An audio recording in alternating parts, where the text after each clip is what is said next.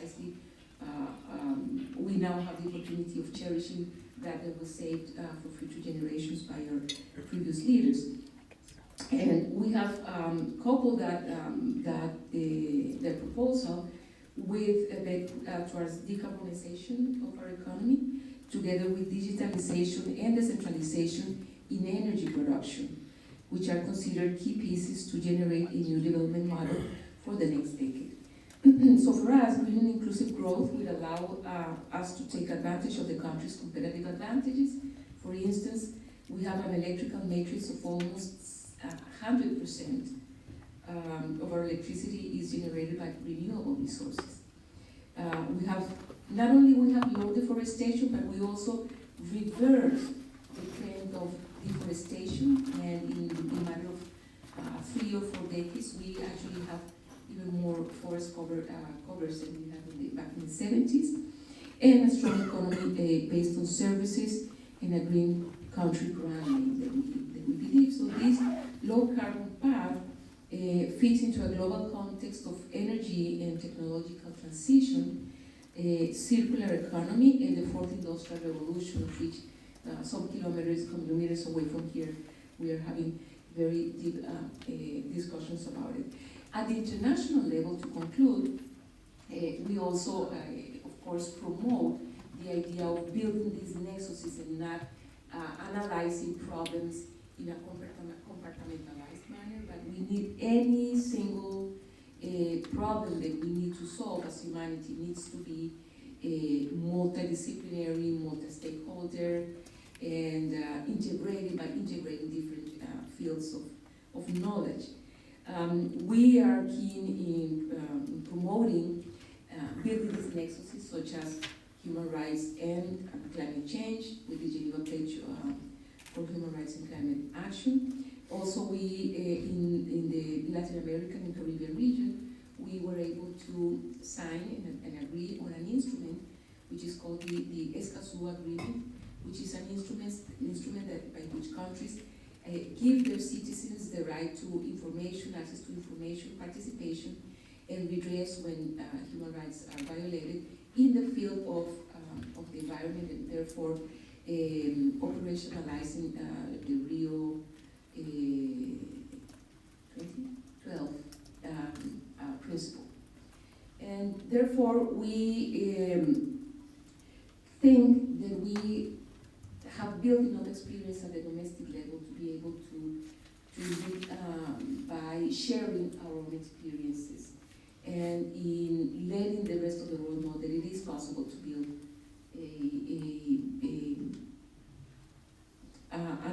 development path that is unique based on finding and building nexuses between fields and problems.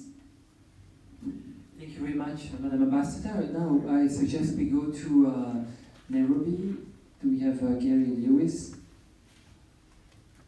Here. Hello, good afternoon, sir. It's a pleasure to have you with us here in Geneva. And as I asked before, an ambassador from Costa Rica, if we think beyond silos, from the perspective of the UN environment, how do you see the situation? Okay, thank you very much. Good afternoon, everyone in Geneva. We bring you greetings from a blue and sunny and warm Nairobi. And I'd like to let that sink in before proceeding, which is to say that great pleasure to address you all in the context of the agenda item, environment, peace and security, and the linkage to SDG 16, which, as we know, relates to the concept of peaceful, inclusive societies promoting access to justice and effective, accountable institutions. What I'd like to do this afternoon is tease out some ideas relating to, yes, breaking silos, joined up work, but focusing on what we are increasingly coming to see as an existential threat to our species, in fact, on this planet, and what it may have as an impact for governance arrangements, which is very much the SDG 16 issue. But before doing that, I'd like to take this opportunity to say how pleased we are in UN Environment to to be part of this GCSP UN Environment collaboration. Ambassador Duse, thank you very much for your support this afternoon, and maybe take the opportunity, since I'm speaking to folks in Switzerland, to thank the Swiss government for its continuous support to UN Environment and also to this Nexus dialogue. Right, what I'd like to, let me pause to find out if I'm being heard okay on your side. Just give me a thumbs up or thumbs down. Yes, perfect, thank you. Okay. I'd like this afternoon to underpin everything that I'm about to say with a theme, and the theme is one of a race. I think it's an appropriate metaphor because, as has been said perhaps by others, there will be a race this century. There will be a race that will come to define the 21st century, and I think that will be a race between the cumulative impact of our carbon emissions and the belated but accelerating effort that we are undertaking to replace fossil fuels with clean renewable energy. That underpins everything. And I think that the more that we move on into this century, the more that we see the extent that we are attaining our emissions goals or not doing so. We have a future emissions pathway that is not enabling, empowering. We will see the interplay of that race come to fruition in a number of consequences, like the interaction with human systems, whether it's food systems, whether it's governance within states or international security elements. So that frames everything that I'd like to say. I'd like to talk a little bit about where we stand right now as we see it here in UN Environment. There are three dimensions to the issue of environmental peace and security as we see it. The first relates to environmental degradation, and for a number of years we've known about the extent to which predation and predatory impacts of wildlife and forestry contribute to crime and corruption. And I understand there will be someone from UNODC participating in this event, and they probably will talk to it more politically and more profoundly than I can to do so. So I'll leave that there, but it needs to be recognized. There's also the issue of competition over natural resources. We've done a study that over the last 60 years, just under half of conflicts between states have been driven to some degree by competition over natural resources. So that's also there, and it needs to be recognized. However, the big one, the really big one that will determine and drive a number of challenges, a number of pressure points in the coming years is climate change. Everyone in the room will be familiar with what's happening right now this week in Davos. What's really interesting is the outlook survey that they do at the beginning of each of these Davos events. They get 1,000 executives from the worlds of politics, business, etc., and ask them, what are the main threats that you predict will govern our future horizons? This event started in 2006, or the report started in 2006. It was 4 years before any single environmental issue became in the top 5 of those threats. Right now, for 2019, of the five top threats, we have 3 being environmental, and that's been so for quite some time, both in terms of likelihood and in terms of impact. So we need to sit up and pay attention. I think that looking at the drivers of this, you're talking about floods, droughts, heat waves, storms, sea level rise, pandemics related to the above. There are a number of consequences and pathways that have a cascading impact on governance mechanisms. These would be, of course, scarcity, competition, displacement, food price rises, competition for jobs, water, energy, and supply chains. These are all impacted by those drivers. And there are a number of consequences in the political realm, ranging from the move towards populism, which we're seeing in different parts of the world, driving towards authoritarianism, maybe an authoritarian state system. We have the risk of failed states.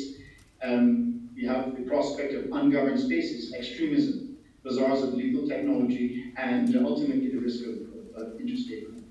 Now, that's the situation as it is. That's why we need to sit and pay attention, connection between environmental peace, security, and the issue of SDG 16. However, there are a number of very positive things that I see happening. This belated but accelerating reference I made earlier to what we need to be doing. In 2018, we saw a lot of good things happening in terms of the recognition.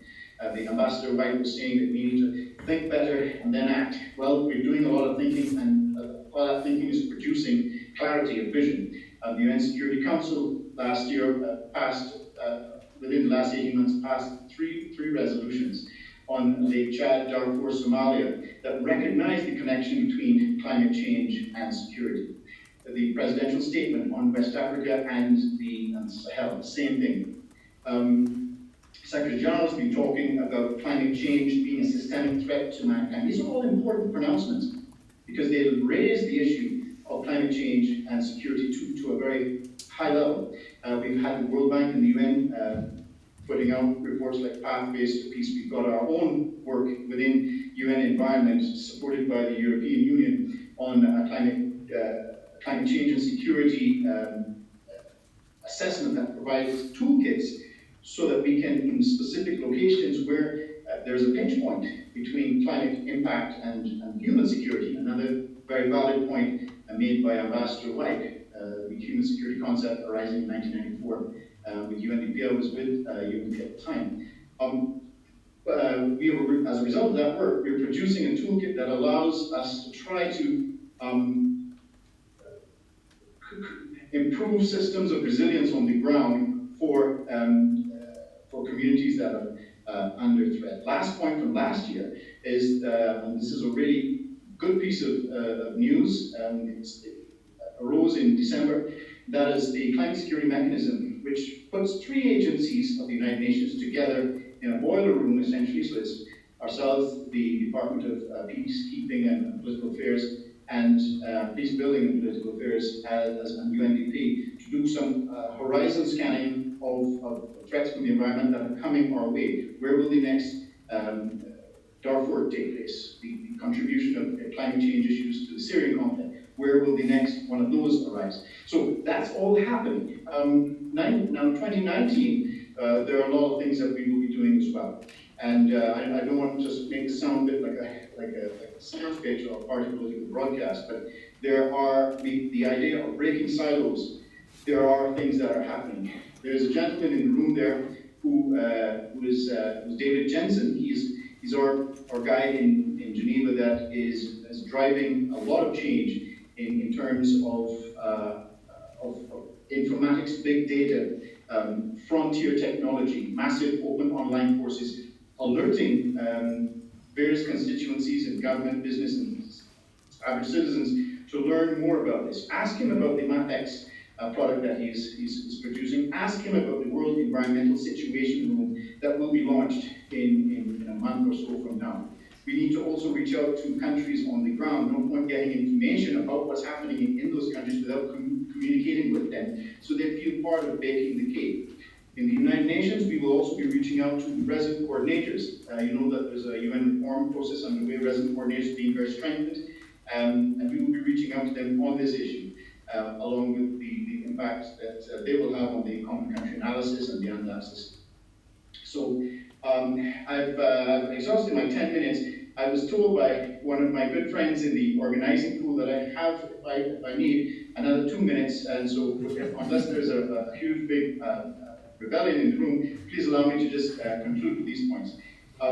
In terms of what UN Environment is doing, we're trying to pull together a number of these threads in our own programming work, informing, enabling, and so forth, to support the Secretary General's sustaining peace agenda. That's very critical, because if we do that, and the other agencies do that, we have a better chance from our system of supporting and producing a serious result from that particular goal that the Secretary General has set for us. In terms of our work on resilience, which is ultimately aiming to support the attainment of all the SDGs, including 16, our focus is on natural resource management, livelihood support, and governance. I'd like to conclude then by referring to what Ambassador Doucet said, and that was talking about how we get from here to there. My colleague Hussein talked about the HL, the High Level Political Forum. There's also, we have the Climate Summit, whose theme for this year is about races. For concluding, I'd like to thank Anna from the GCSP and my own colleagues Hussein and Soho. Last point, the race. The theme for this year's Climate Summit is a race we can win and a race we must win. Let us use that metaphor and realize that we are actually way behind in that race. We have to catch up. We can. Physics and chemistry tells us that we can mitigate the emissions to under 1.5. It's up to us to make the political will to have that happen. And as the famous pundit and politician Al Gore said, political will is also a renewable resource. Thank you. Thank you very much, Yuri, from Nairobi. Thank you also for the tagline that we remember also in the discussion. Maybe something that you can put on the, and I might be interesting to put on the key message of the day. We'll come to you for the question in a minute, but now I turn to Alexander. Still on beyond silos, from your perspective, you have a lot of experience in different organizations. What is your take on it? Thank you. First of all, I'd like to thank the ambassador for your words about Costa Rica.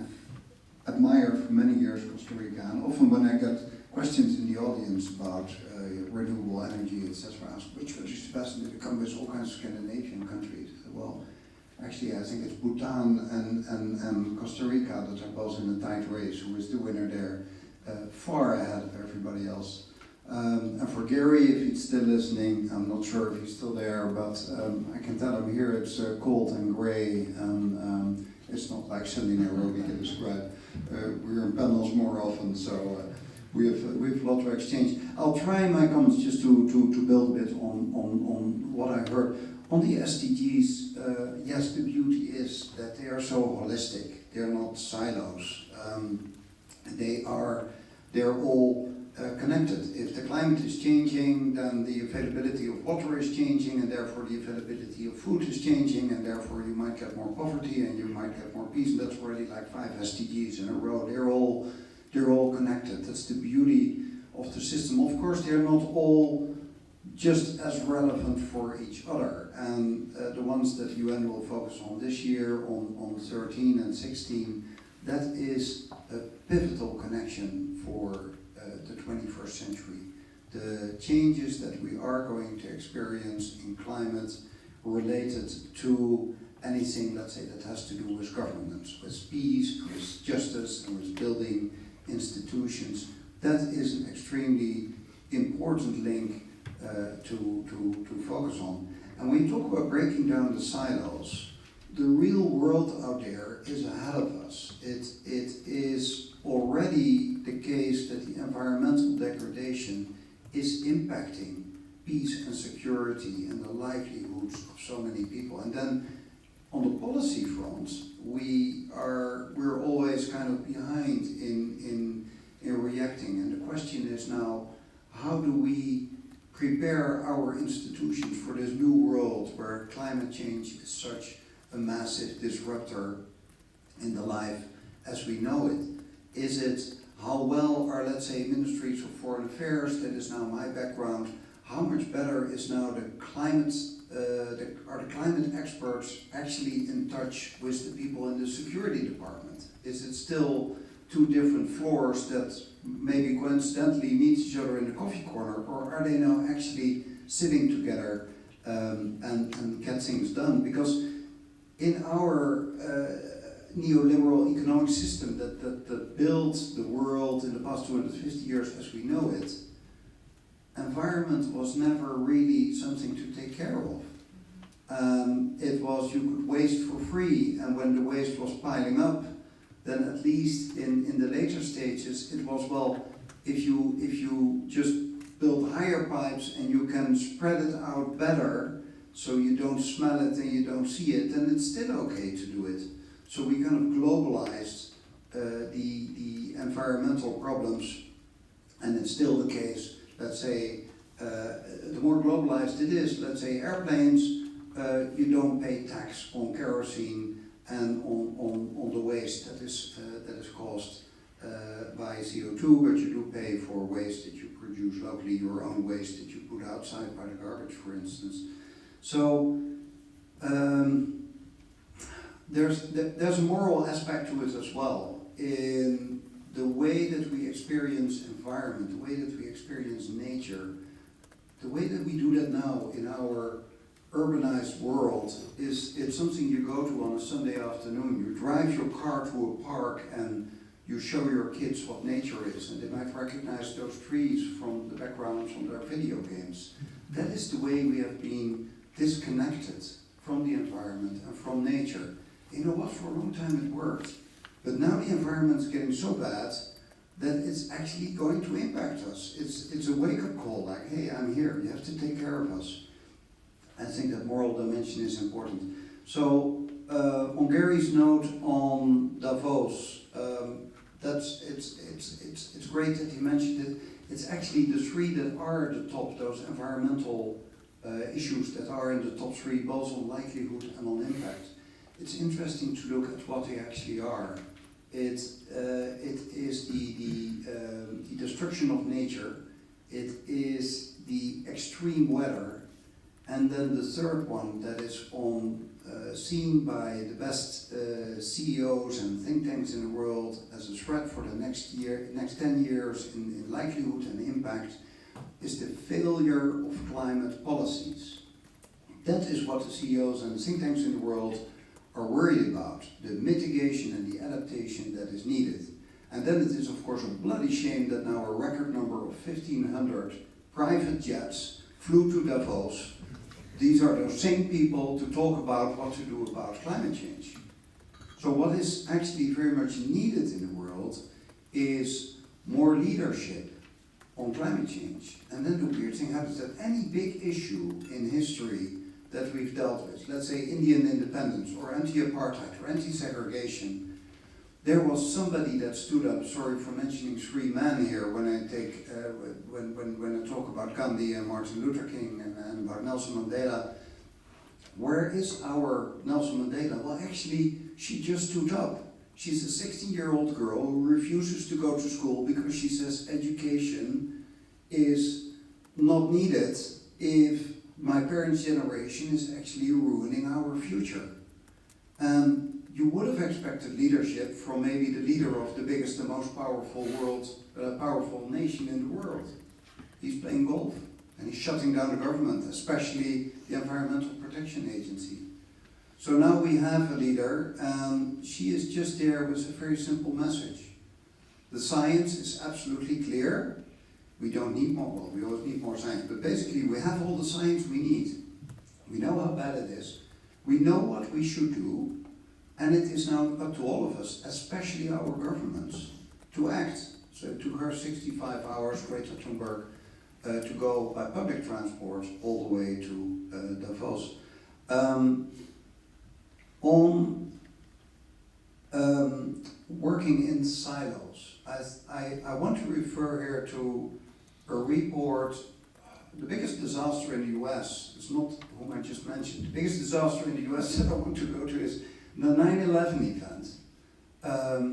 Had a commission, the 9/11 Commission, to research afterward what actually went wrong. And there were two basic conclusions. One was thinking in silos, not coordinating enough between all the institutions that we have, especially in the security field in this case. And the other one is the beautiful formulation, a failure of imagination.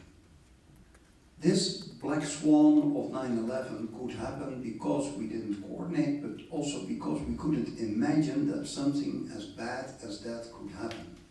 And when we talk about climate change, it is the ultimate black swan, because if you read the descriptions about what is going to happen, then the cost of taking action is actually relatively cheap. We have the technology, we have the knowledge, we just need the governance to do it. And that is absolutely this link between the SDG 13 and the SDG 16. We need the right institutions, we need the right governance, we need the right action to solve this problem. And I think it is incredible that now that we have all this knowledge, that we are starting only so slowly to take action. I get a lot of hope from a lot of good things that I see happening. I think we are much further ahead now than where we were only 5 years ago. We started way too late. We should have solved this thing in the 1990s. It would have been cheap and easy. But we now have the technology and the knowledge. And what I notice is that when I'm now sitting in a restaurant, people next to me are talking about climate change. That is something that didn't happen before. In those last 2 minutes that I'm stealing, just the sneaky way that Gary was just doing it as well, give me 2 more minutes. I want to mention an initiative, the Planetary Security Initiative that the Netherlands started in 2015. It is now the biggest annual event in the world that is specifically focused at the security impacts of climate change. How do we analyze them? How do we prepare for them? How do we prevent them? How can we take the right action? It is an annual meeting. The next one is on the 19th of February. The last time I checked, which was actually yesterday, there are still a few places available. And there we bring the best experts in the world together in the climate security relationship, together with the people that should take action. And that is what we try to achieve, that you actually see that the knowledge of the experts in this field is shared with those people that are in a position to make a change. One more line, European Union, because the UN was already mentioned by Gary, and he's basically all the things that I wanted to say about it. That gave me more time for the other things. I want to mention the European Union. That has been, the EU and its predecessors has always been flexible in reacting to new threats. We first had the Cold War, and then we had the time that we had to deal with terrorism, and now climate change comes up. If you see the latest global strategy of the EU, 2016, it's a dramatic change from the predecessor from 2003, where the word climate wasn't even mentioned. It is integrated in there. Of course, the challenge is how to do it in practice. There I'll stop because I stole my 2 minutes. Thank you very much. Thank you very much, Alexander. Thank you all, the three of you, because you have shared your point of views and your perspectives with a lot of passion. So thank you, this is very useful and commendable. I've noticed or noted a few words that seems to be interesting: pivotal, race, silos, leading by sharing, clarity of vision, more leadership, and the failure of imagination. So we can talk about all of them, but I would prefer give the floor to you and ask the participants, the audience, for their questions. We are here until 2:30. We'll take a bunch of questions and then come back to you. Who would like to start? The back of the room.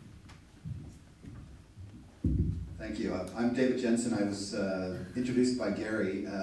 I'm going to take off my UN hat for a moment, and I'm going to put on my Canadian hat as a Canadian citizen, and I'm going to send a question to Alex. When Trudeau was elected, he was elected on a very strong green platform and carbon neutrality platform. I think there was a lot of hope in the country that he would, demonstrate a lot of leadership. I'm not sure that's panned out, and I'm not sure that climate change is one of those issues yet that is something that our leadership can pin its political future on. I'm just wondering if you can sort of analyze, if you have an insight into what happened in Canada and why there was such a gulf between the election and the hope and the promise that took place there, and what's happened since, and if that is a common problem, and how do we get beyond that, where our leadership can pin their re-election hopes on good climate change policies. Thank you. Another question on the other side of the room.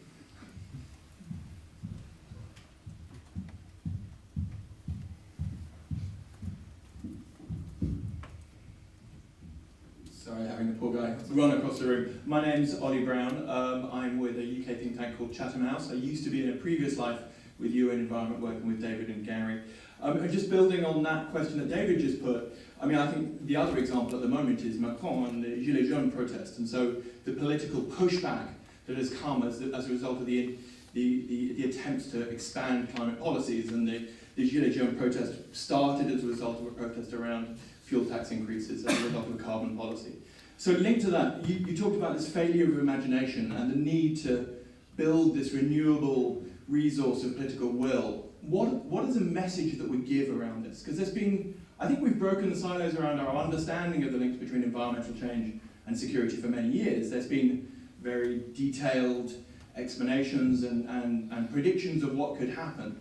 But we've tried the sort of negative scenarios about, the worst case scenarios of what could happen and perhaps more positive ones. So in that, if we're trying to sort of add to this renewable resource of political will, should we have, and I guess this is a question for all the panelists, more of a positive outlook about what could be done, or really focus in on some of these worst case scenarios? Thank you. Take one more question.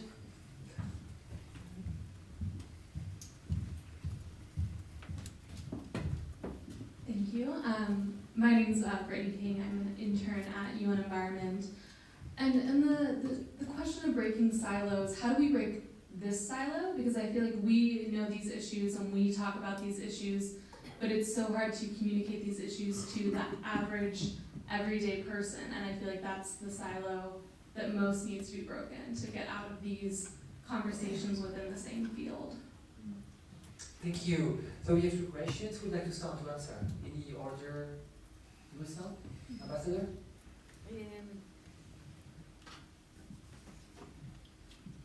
Actually, I wanted more time to reflect on a couple of things, but I think I would like to start by the last question, because I think the first, and related to the second question, the previous question, sorry, the issue of where to start and what to do and what practical steps to take. And I started my intervention by saying that I think that the first thing that we need to do is to create thinking and then act according to that clarity of vision that as our colleague was pointing out.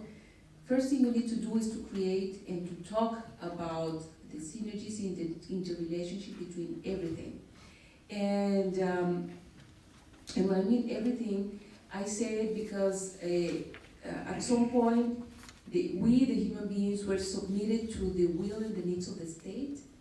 Then we moved on and progressed, and made progress, and we started to say it is the human being at the center. But now that we realize that it is not enough, because the human being can be at the center, we can completely deplete the planet, and it's going to be all gone. So I think when we talk to people in the everyday, in our everyday lives, those silos are not present, because you can talk to parents, and parents know that the children need the trees and the river and the water and so on and so forth. So I think it is easier actually to create consciousness and to create awareness in what we call ordinary citizens that are just thinking about their everyday lives. So I would say, just to go back to the previous question, let us start by creating and repeating the notion of these links and nexuses that are not as apparent. They were not as apparent before, like environment, security, development, human rights. Those are completely interlinked. So we create that awareness. And then we also have to acknowledge that experts, and this is my own experience, I have been a bureaucrat, an important part of my life. Experts and bureaucrats, we are territorial, and it doesn't matter how much people call us on cooperation. The first phase is always going to be resistance, always, and always we're going to find reasons why you cannot mix and you cannot share and you cannot integrate perspectives. But the other problem is the way in which we are trained and educated. We are trained as economists, political scientists, and so on and so forth. So we also need to take a look at education, because education also needs to break those silos. Thank you very much. We go to Nairobi. Gary? Sure. Thank you very much. I'd like to make a, if I may, I'd like to address the point of my former colleague and still good friend, Ollie Brown, over there. A few things. First of all, I think that list of things that I shared about how we now know a lot more about the extent, nature, and pattern of the challenge we face is very, very important. I mean, that World Environment Forum set of points, I think, it's encouraging. And when we look at, I mean, I've been in the UN for over 3 decades, so I've seen lots of plans come and go, and a lot of hubris and hoopla, but they never really amounted to much. This thing, the SDGs, and the way that they've been swept up by leadership, I think they represent a positive and focused way of looking forward. So I think that, I mean, I say that because the human mind, as far as we're able to understand it, is programmed to not react well to slow-moving disasters. It tends towards an optimism bias, and it tends to filter out and work on immediate challenges. And something like climate change doesn't really fit into any of those things. It's so often for people to understand about the need for us to reduce emissions, you've got to talk about the way we can generate clean jobs and the way in which health is improved by having fewer emissions and so forth. So there are positive messages that can be shared. But I'm not among those who says that the message must evermore and eternally be positive and optimistic. And I say that, I'll give a couple of examples. One of the most credible speakers on the issue of nature and the environment, Sir David Attenborough, I've watched his own approach to this change in the last several years, and most recently, we have seen him actually calling out a lot of the negative dimensions of how we are mistreating our planet, how we are poor stewards of our planet. And that's because he got pushback from a lot of his own people, the crew on his sets, who were saying, so David, you know, you're making it sound rosy and wonderful, but there is a disaster here unfolding and you need to call it out. And I think that is also necessary. So all I would say, I think that there's a combination of both positive, what we've achieved, how we're going with renewables, what China is doing to reduce emissions and so forth, and the need for a wake-up call. And I say that because of this last point. I come from a small island in the Caribbean called Barbados. About 200 kilometers to the northwest of Barbados, there's another island called Dominica, which was utterly flattened last year. I mean, it was completely destroyed with a Cat 4 hurricane swinging through. Now, years ago, other islands were hit, and what we learned is that those islands that are best prepared for that sort of threat are actually the ones that are hit most frequently by those threats. So it's you need to feel it. You need to feel the pressure point and the pain in order to take action. So I would say a combination of both positive and negative. Thank you. Thank you, Gary. You, Alexander? Thank you. Being a former diplomat, it's a bit of both. Anybody that studied marketing and tries to sell you a product or something, that's whatever, your shoulder is itching and you have some kind of medicine against it, the commercial would be, do you have that itching feeling on your shoulder? Here's the ointment and it helps. And I think I probably in my first intervention gave a terrible example of being too negative. I try actually, and tomorrow I'm speaking here as well, and that is a speech entirely about the unexpected positive benefits of climate change and climate action, even if it turned out to be that climate change was a complete hoax, which is of course not. then still you have all kinds of benefits. Like if you burn less fossil fuels, you got cleaner air, it's better for your health, etc. I think what you need to get the bigger audience on board, you need to have the real narrative to make them aware that the best scientists in the world are in full agreement that we are causing this and that this is really bad and that action needs to be taken. But once you are at that message, the way to make action more acceptable is to also to show all the benefits, that for a relatively small investment you can save our climate and actually you can make a better world. You are then driving in a car instead of having a combustion engine with 1,000 parts that break down and that get too hot and where 90% of your energy is wasted in heat instead of moving forward. You get an electric vehicle with just 14 parts, so you just know that you have to send it less to the garage and it makes less sound and it doesn't smell that bad, etc. These are positive stories that you can tell, and maybe a car is not the best thing. It still sounds like, okay, why would you sit alone in a car of 1,000 kilos if you're 100 kilos yourself? Take a bicycle, then it's the other way around. It's never more than 10 kilos. So, but there are so many positive stories to be told. So tomorrow we'll focus more on the positive side. Now, having already said I'm no longer a diplomat, I don't want to say negative things about all the leaders of North America. I guess I tackled one already, which is an easy target, of course. On Trudeau, I think both with, I don't know what is behind it.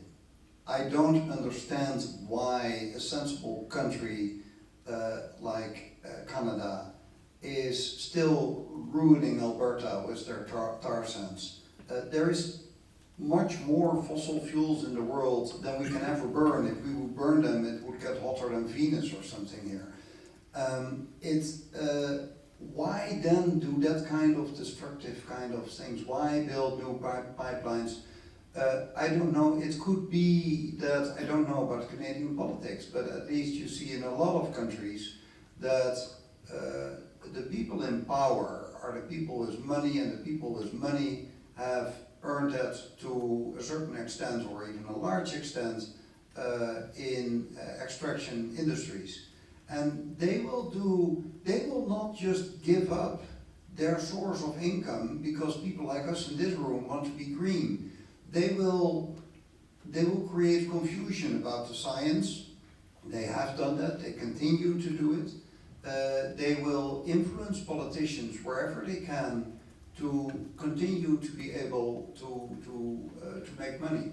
And actually, the owners of those companies, yes, there are CEOs that we should have a very careful look at, but also imagine on your own stock portfolio, for those of us that have stocks in your pension funds or whatever, if that money is put in those oil companies, you're kind of an owner as well. So it's something we should all look at. On the Paris case with those the yellow vest movement, which by the way for me in Stockholm is little kids about this high walking in the street. They always wear a yellow vest, otherwise you might hit them. So you see them everywhere in Stockholm now as well. I guess in 2 or 3 years we will read very interesting analysis about what other kind of manipulation on the background has taken place there, because we don't know yet. But it sounds very conspiracy theory-like, but being very active on social media, I see so often such things, strange things happening, that I wonder what kind of bots are behind this. But it is something that we should be aware of, that when you are taking measures, the natural reaction of people will be a conservative one. Nobody will say, yay, finally the petrol prices are going up. Yeah, I might do it, but you know, I hardly drive a car. So, but expect some kind of counter movement, and therefore that communication that you also mentioned is so important, because we can actually create such a more beautiful, better world. This is such a wonderful challenge to race to. Let's get together as the Allied forces did in the Second World War, where at the end of the day we were able to build Liberty ships every 5 hours, you know, those kind of things. Or the race to the moon. Close to your region, the former Prime Minister, Gary of Aruba, just wrote on a question I wrote on Twitter, and he wrote back, let's approach this thing as a race to the moon, where we really pull together the best brains and the best people we have to set a goal that makes us all better than we were before. And I think that is a very positive thought, and we have to try to get as many people as possible on board and use all the right arguments that we can use there. Thank you very much. I look at the watch and see we're just a bit over time. I know we have a break after, so a lot of bilateral talk could happen during the break, but I will bring the challenge that Alexander asked everyone to join, bring the challenge back to the three speakers here today, in asking them, because I know my colleague, the head of cluster on environment and security here at GCC, Attenborough and Jalan, will have to do a 10 points key message at the end of the day. So if each of you can give one key message that you would like to have at the end of this document that we produce at the end of the day, what is the key challenge or the key element you would like, or key message you would like to put in things? Brief is maximum 2 sentences. Who would like to start? As you say, ladies first, but men before. Gary,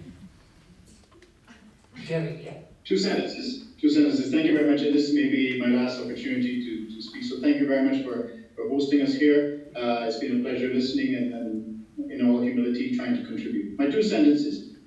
Climate change is the existential threat of our century. We all, private sector, government and citizens, have to prioritize it to overcome the challenge and get to the end of the century, the civilized form of living still intact. Thank you very much. Who would like to continue? Ambassador? In following up with my colleague speaker, I would say the science has proven beyond reasonable doubt that the risks and the existential threat of climate change. So has science proven the existential threats of nuclear weapons and non-weapons of mass destruction, but the impact of any detonation, nuclear detonation, we already know the science of it.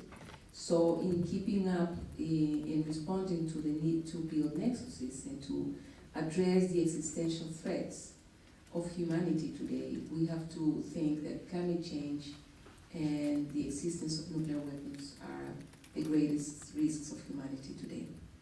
Thank you, Alexander. Still thinking, but I know that we don't have any time anymore. There should be something along the lines of, apart from focusing on the international or the geopolitical kind of impacts of climate change, it is so important to focus at the individual level. The human security aspects of climate change. Give me 2 more sentences, because it's ultimately, I mean, if suddenly your income of the family is gone and you can't go to school anymore, it doesn't matter whether that was caused by some kind of international warfare or by a flooding. Your life's pretty miserable when that happens. So so more attention for the human security impact of climate change, which I know is something that Gary likes to talk a lot about. So since he didn't mention it, I will do it for him here. Thank you. Thank you. Since I gave the challenge to the 3 guests, I will also give a challenge to me. So leadership always starts with self-leadership. It doesn't mean for me as a director of a center with 80 staff members, with a lot of conferences, a lot of dialogue, a lot of courses, that we make any effort that we just talk here. So the pledge, we have discussed that yesterday, we have a presentation yesterday here at the center that will make a series of measures that will significantly decrease our carbon impact in what we do here, from the class we have, from the travel we have, and if you want the other people to follow us, we have to show the way ahead, and we have to be a role model. Because it doesn't make sense to talk about it and have between us, we will all agree on a topic and not making any step forward, concrete step forward. So thank you very much, all three of you. Thank you, Gary in Nairobi. And we look forward to continue the conversation with all of you here on the second panel, which will start at 3 o'clock. Thank you so much, and have a nice afternoon.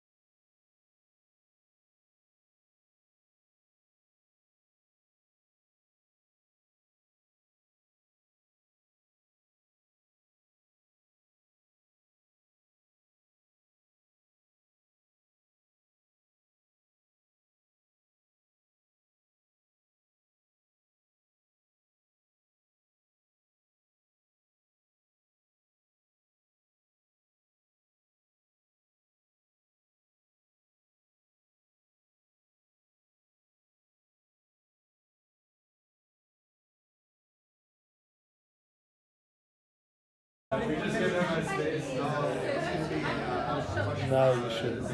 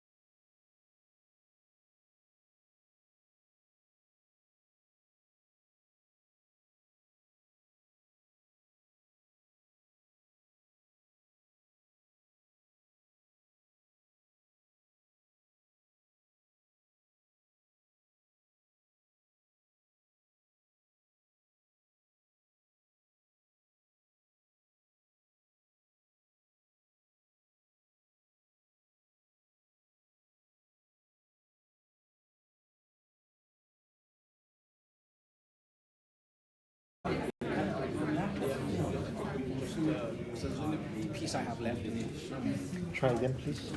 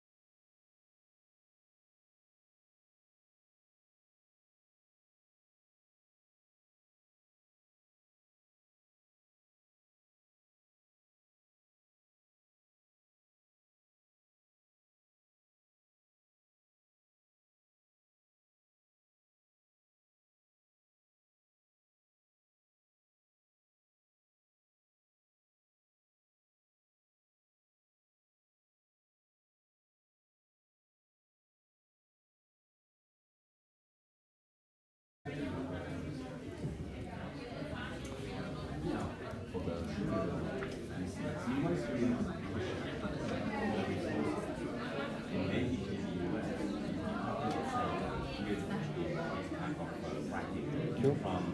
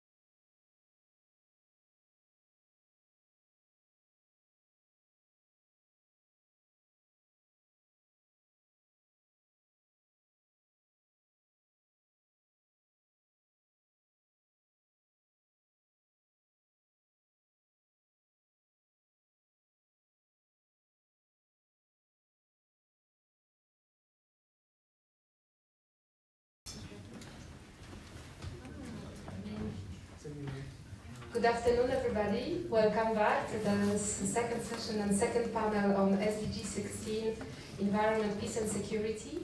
And after we've heard, and it was reconfirmed, that climate change, environmental challenges are the most important risk for basically the human life, we are now going to move a little bit more from the philosophical points to more practical ones. And for this panel, we have 4 panelists. Unfortunately, I have to excuse the panelist from OEC who was supposed to be here, but she fell sick. You know, the flu is going around, so she actually couldn't join us today.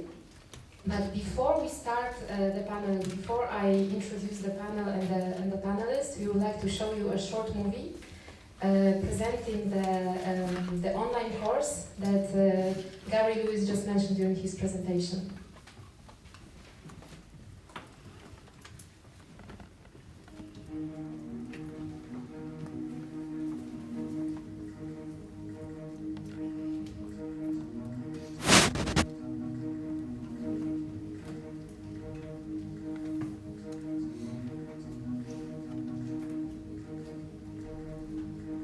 Many of the armed conflicts around the world today have an important natural resource dimension. Oil revenues financing ISIS in Iraq, or charcoal sales funding al-Shabaab in Somalia. We have climate change and drought amplifying the conflict in Syria. We have illegal gold mining financing criminal groups in DR Congo.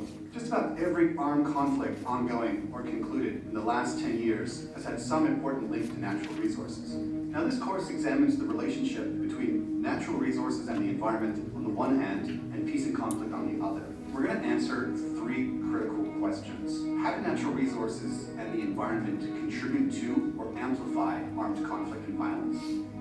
How are natural resources and the environment impacted by war? And how can natural resources and the environment support peace building and reconstruction? So this is an extremely timely and relevant course based on the contributions and expertise of over 1,000 individuals, using peer-reviewed case studies submitted by 225 experts covering more than 60 post-conflict countries. And we're also building it on the nearly 2 decades of field experience in over 30 different post-conflict countries conducted by UN Environment. So the course will be delivered by a core team of experts that have been working on these topics for the last 2 decades. I'm Erica Whitehall. I'm Carl Brook. My name is Richard Matthew. My name is Mark Levy. My name is David Jensen.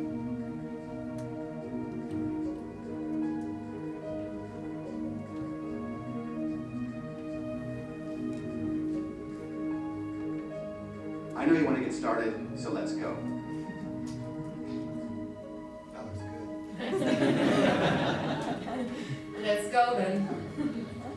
So this second panel, this policy dialogue, is going to focus on identifying ways in achieving SDG 16 and how the thinking and analyzing environmental degradation and challenges can actually contribute to achieving this goal. And what I have asked the speakers and EMG as well is to talk about existing programs within the organizations, lessons learned, and main challenges related to environmental dimensions of SDG 16, and to focus on specific examples of cooperation of this breaking the silos approach. So what I'm going to do is to introduce the panel. We'll give the floor to the panel, so you all have 10 minutes maximum to contribute your thoughts. And at the end of the last presentation, I will actually give the floor to several representatives of other organizations who are here, who maybe are willing to contribute their perspective on the issue. So we will start the panel with Mr. Joseph Agari, Senior Policy Advisor, Sustainable Development Cluster, and UNDP. He's a UN professional dedicated to sustainable development. He's worked in international cooperation and diplomacy for almost 20 years. And he was focusing mainly on agriculture, environmental government, sustainable rural development. He has experience in international development organizations and worked for World Bank, Inter-American Development Bank, Food Program, and UNDP. He has worked in more than 30 countries, so he has a really rich perspective to present us. Second is Mr. Vicente Paulo Yu, who's the coordinator of Global Governance for Development, the South Center. He served as Deputy Executive Director of the South Center before, and now he runs the Sustainable Development issues at South Center. Vicente is very interesting. We've known each other for a while because he's been coming and teaching at the GCSP for a while. He has this first-hand experience of the UNFCCC process, so he might be willing to contribute his thoughts on that. Then we have Ms. Sonia Koppel with the Secretariat of the Convention on Protection and Use of Transboundary Water Resources and International Lakes at UNECE. And she's been working for more than 10 years in the Secretariat of UNECE, and she's coordinating the activities on climate change adaptation under the Convention and servicing different bodies under the Convention. She also leads activities on the global opening of the Convention to all United Nations member states, so this is going to be a very interesting perspective from your side. And last but not least, Mr. David Jensen, who's been already named several times during this first panel. He's the head of Environmental Cooperation for Peacebuilding, Crisis Management Branch, Policy and Program Division at the UN Environment. He also co-directs the MapX platform that helps stakeholders map and monitor the sustainable use of natural resources using the best available planetary data, frontier technologies, and open source software. He focuses on conflict analysis and peace-building opportunities from renewable, non-renewable natural resources. I will not go more into the bios because you have them exposed in on the wall. But without further ado, I will give the floor to Joseph. Thank you. Thank you very much. Thank you very much, the organizers, for inviting us to share our experience and our work. And I wish to welcome the idea of the Nexus series and this challenge that we are all trying to address, which is creating those nexus. And I think this is critical because development this century is going to be about nexus. In the 20th century, development was about big issues, big efforts, whether it was labor rights or global trade. It was big issue dynamic. And it succeeded in a number of things. It failed in another number of things. But the Sustainable Development Agenda actually is about connections. It's about nexus between sectors, nexus between stakeholders, nexus between the SDGs. And UNDP having had a role in creating the SDG framework, of course, once you have the SDG agenda, you need to organize the complexity of the sustainable development in some way. So we ended up with the 16 Sustainable Development Goals. But the philosophy of the SDG is precisely to create these sort of linkages. And this is what I want to go through some of the programs that in the UN, in particular, programs that we work in the forest, land, and climate interface, how, in the way they are designed and deployed, they can contribute to other Sustainable Development Goals, in particular to the Sustainable Development Goal 16, which is the matter of discussion here. The key thing that I will argue in my short presentation, it will be only a snapshot of a few countries, is that the challenge, the methodological challenge ahead is to interrogate every activity, every program, every sector, across the other sectors, across the other activities, across the other goals. That's the key approach. We don't need to create very complicated programs, but we need to ensure that when we are working in our specific area, we are interrogating the other areas, we are interrogating the other goals. And it is through this interrogation how we can build this nexus. The case I want to work, which is what the UN works on forest, land, and climate interface, and we have a particular UN platform for that, which is the UN RED program, in which UN Environment, UNDP, and FAO work together. It's basically we are supporting countries to get themselves into serious policy reforms and into accessing financial incentives to change the way they manage land and forest. So the way they manage sustainably land and forest can provide benefits at local level in terms of livelihoods, in terms of community rights, at national level in terms of development, and national finance for development, and globally in terms of climate mitigation. We all know that together with the energy sector, the land and forestry sector is the other pillar of climate change mitigation. And I want to show how this is operating in conflict and post-conflict countries. So this is more relevant for the SDG 16. Of course, explaining how the forest and climate interface in Brazil operates, it's more easy to imagine, but can this work in the Democratic Republic of Congo? Yes, it can work. Of course, with a lot of challenges and difficulties, but it can work. Can it work in Colombia? Can it be meaningful in Colombia in the peace process? Yes, it can be meaningful. Can it work in Myanmar? And I want to provide rapid snapshots to see about that. The Congo Basin countries, with the Democratic Republic of Congo as the most important forest country in the region, when the UNFCCC negotiations started to put forests in the map, so to say, and started to conceive financial compensation mechanisms to recognize and reward efforts to conserve the forest, which is called in the UNRR jargon REDD+, the Congo Basin and DRC in particular were very interested. They said, yes, we are ready to try to put forests more clearly in the center of our development process and to access the international climate finance to help us through policy reforms. Already in year 2011, 4 years before the Paris Agreement, there was a joint declaration of intent between the Congo Basin countries and the major donors, most of the G7 countries, including UK, European Commission, Canada, the US, together with the Congo Basin countries, to commit in a reform agenda. And the basic equation was forest governance for climate finance. So Congo Basin countries committed to improve forest governance with specific targets, and the G7 countries committed to increase financial flows in the climate arena for helping these challenges. That was signed in 2011, and this agreement actually has some of the building blocks of what would be later the Paris Agreement in 2015. What is interesting to note when one analyzes this kind of agreement, which is an agreement about forest and climate, is that you have governance milestones, you have participatory policy process included, you have a climate finance transparency mechanism.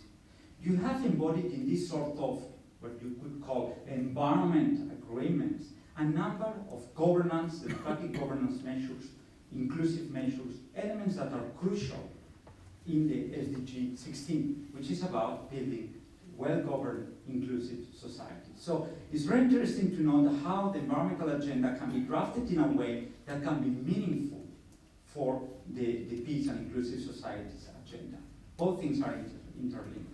And nowhere is climate finance, which goes against performance. The performance that is sought is not just the performance in terms of sustainable land and forest, it's the performance on how climate finance incentives are managed, transparency, how communities are put on board. Are there grievance mechanisms in place? Are there mechanisms for systematic participatory policy dialogues? That was the thing at stake. The Democratic Republic of Congo took the baton and took the leadership, and in year 2012 adopted a national strategy on forest and climate, which was adopted through a participatory process, and it was adopted by the Council of Ministers. So ensuring that the forest agenda was a transformative agenda, was a cross-sectoral agenda. At the same time, the Ministry of Finance, which was in charge of an instrument called the Governance Matrix, which is basically the official document by which the Democratic Republic of Congo negotiates with the IMF and with the World Bank International Financial Corporation, they included 5 forest-related targets related to governance. So this is to show how the forest agenda that traditionally was under the pure conservation agenda can be plugged to finance, to democratic governance, to inclusive measures. And in the case of DRC, nowadays, through a special financial mechanism that was created in the year 2015, which is the Central African Forest Initiative, has been accessing about $200 million for climate finance to take forward a number of policy reforms. And the priority policy reforms are land use policy and a tenure reform. And we all know that in the Democratic Republic of Congo, both land use policy and tenure reforms are critical for stability, for inclusiveness, for equality. Of course, there is a long way to transform these policy commitments into real action for the people. It takes a generation at least. But the building blocks are there, and my point is that the building blocks are interrogating and connecting the forest agenda, the climate finance, democratic governance, the financial ministry, national strategies adopted by the Council of Ministries. So different stakeholders and sectors are getting together. Together with the fact that also the UN, we supported civil society and indigenous peoples to organize themselves and to participate meaningfully in the policy process, to the extent that in some of the UNFCCC delegation of the Democratic Republic of Congo, you could see both policymakers and indigenous leaders together in the delegation representing the country. So those are examples that this sort of nexus can work and do work and can work in conflict and post-conflict countries. And actually they are very important because one of the problems that happen in conflict and post-conflict countries is that the collective vision, the common agenda, the development agenda is trapped with the conflict and the humanitarian topics and concerns, which of course are the priority.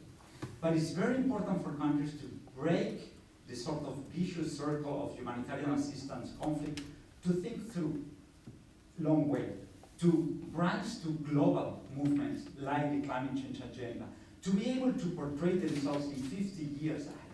It's very important. This is the way how the public administration, how civil society stakeholders, how the business can feel that the country has hope and has a direction ahead. So it's not only talking about humanitarian, it's not talking about crisis, it's also talking about how the country is branching itself to the new trends of sustainable development or climate action. Another country I want to mention is Colombia. As you know, Colombia has been for the last years in a peace process, in a complicated and sort of fluctuant peace process, as all peace processes are anyway. And during this period, in Colombia, we helped the government and the stakeholders to also think through forests. What is the role of forests in your peace landscape? And thanks to that, there was a very interesting process of establishing a sort of national strategy, which is called, curiously, Bosques Territorios de Vida, which means forest life territories. And the language is not by chance. It's a language that you hear very often in the indigenous people's language of development, in their contribution to sustainable development. Why? Because this national strategy, which is plugged to the peace process, has been built through a very intensive and deep process of dialogue between government and the indigenous peoples, Afro-Colombian communities, and the peasant movements. All together has been working together, to the extent that the government has recognized that the forest agenda allowed them to open channels for meaningful conversation with indigenous peoples and Afro-Colombian communities on development issues. Of course, for indigenous peoples, a crucial element of the peace process is what happens with the forest, what happens with their land, what happens with their livelihoods. So having these sort of strategies that are complying with the international climate agreement is very important, because it allows the country to put common elements together in the agenda. Linked to that and linked to the strategy, there is a joint agreement between the government of Colombia and the governments of Norway, Germany, and the UK to provide up to $200 million in finance against performance in the forest sector. And there is a number of measures to measure that. For instance, the creation of a grievance mechanism, the establishment of a national fund to channel in a transparent and participatory way international climate finance. So there is a number of elements that build SDG 16 about inclusive societies, about participation of indigenous peoples in policy making and monitoring financial flows. Also, in countries, for instance, in Myanmar, where the peace process is timidly starting, the forest agenda also is there. Let's not forget that ethnic minorities, which are in a recurring conflict with the central government, they live, so to say, in the external belt of the countries, mostly, which is the areas that still have the forest, and this forest is connected to the climate agenda. We know that this forest is critical for the ethnic minorities' livelihoods. We know that this forest, in a country with weak governance, is very interesting for other countries to get cheap and illegal timber.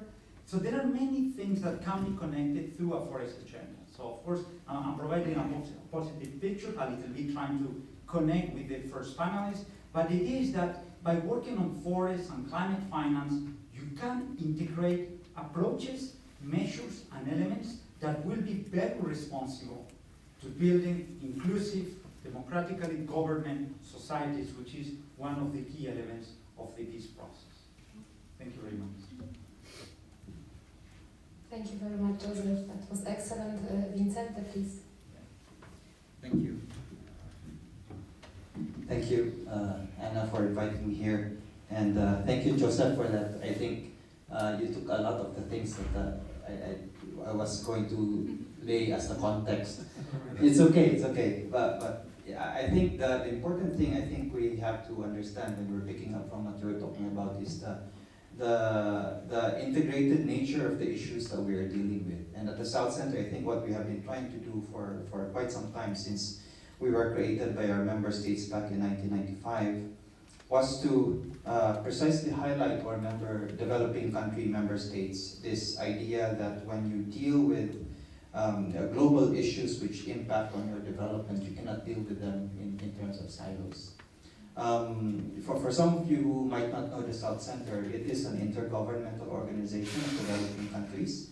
We have 54 member states. We spread across Asia, Africa, and Latin America. And the focus of the South Centre is to provide policy analysis and technical assistance to developing countries. And in that area, what we have been trying to do, especially in this Nexus area of environment, peace, and security, was to build a program which has been running now for about 12 years on climate change and sustainable development. And that's essentially the area that I've been working on. And the approach that we took when we first entered into that particular issue area, after our initial engagement back in 1992 in relation to the Rio 1992 summit, was to highlight in 2007, beginning in 2007, the idea that when you deal with climate change, for example, it is not an environmental issue. It is a deeply embedded economic development issue, which means that for developing countries, when you talk about climate change and go attend these UNFCCC negotiations, you do not send only your environmental experts. You send your economists, you send your lawyers, you send your foreign policy experts, you send your indigenous peoples experts or other things, because this is about a societal issue which needs to be dealt with at the societal level. So that has been the approach. So when you ask us, Anna, about okay, what are the existing programs that we do, that's the kind of approach that we take when we work with our member states in working with them in the climate negotiations, that we try to tell them that this is a development issue, and therefore when you go and raise your negotiating positions on climate change in the UNFCCC process, you think about it as a development issue. And that has different ramifications in terms of what the negotiating position will be. Because if you think about it as a technical environmental issue, then obviously you will focus on technical solutions. But when you talk about climate change and what we're supposed to do on climate change and environment and peace and security as a development issue, then the scope of the subject matter becomes much broader. You start talking about human rights, you start talking about inclusivity, you start talking about income growth. How do you do income growth? How do you do integrated policy making in a setting where government might not even exist in a developing country? So one of the ways, and I think, let me tell a personal story at this point, which seems to drive home this idea about this nexus between environment, peace, and security. I come from the Philippines, from the southern island of Mindanao, which is majority Christian but big minority Muslim. We have two insurgencies running in that island, a communist insurgency and a Muslim insurgency. And I come from that part of the island which back in the 70s and 80s was really one of the most war-torn ones. And that happens to be how our current president evolved, and that is his thinking. In that part of the country where I am from, we have this beautiful mountain range. It's called the Mount Hamiguitan mountain range. It's now a World UNESCO Heritage Site. And back in the 60s and 70s, it was the site of large-scale logging, massive deforestation, and that created a lot of displacement. And I think this is something that David was talking about in the introductory video. Lots of displacement, incomes crashed.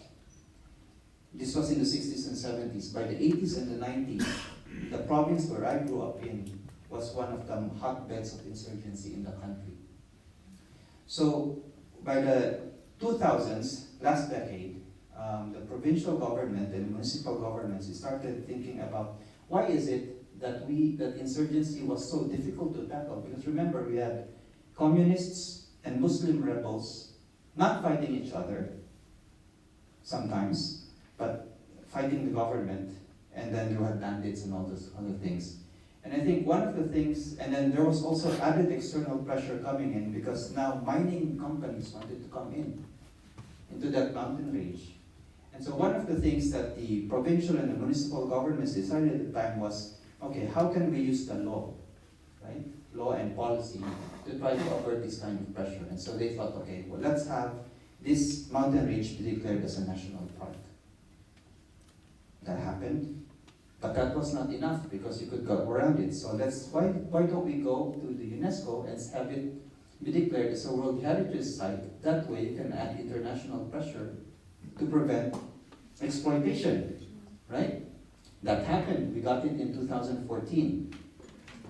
And what has happened since then is because you've got these layers of working together and local governments thinking of it not as an insurgency approach, but more as an integrated development approach matched with environmental protection, that you got now a system, at least in that part of my country, where the mountain range is protected, incomes have started increasing, tourism receipts have started increasing, and now for the first time in about 40 decades, the province has been declared insurgency-free.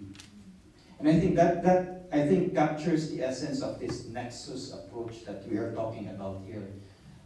Which brings me to my last point, which is that when therefore we talk about environment and peace and security as public goods that we aspire for in the context of how we deal with climate change and development together, I think what we have to, and this is something that I'm offering to you, the audience, what we perhaps might want to also reflect a bit is we're actually talking about public goods, right? So how do you deliver public goods? You deliver public goods through public services. And perhaps that means then that in this whole story that perhaps Joseph and I and others have previously discussed, when we think about environment, protection, sustainability, peace, and security as public goods, and we think about it as having to be provided to society in the form of public services, then that essentially means that we are thinking about 3 Ps. 3 Ps, not the PPP that we often hear about, public-private partnership, 3 Ps. P for policy, space, and coherence. Because this is where this essential governance aspect comes in, policy, space, and coherence. You have to think about what you were talking about, Joseph, right? An integrated approach. If you want to talk about forest policy, integrate that to income generation, integrate that to other things in the economy. So it's about integrating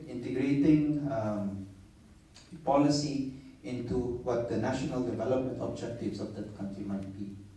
And policy space is important because then that brings us the idea that it is not a one-size-fits-all approach. And I think the UN system's experience in all of these things about having multilateral agreements and then trying to put in something that's common to everybody shows us that that approach will not work.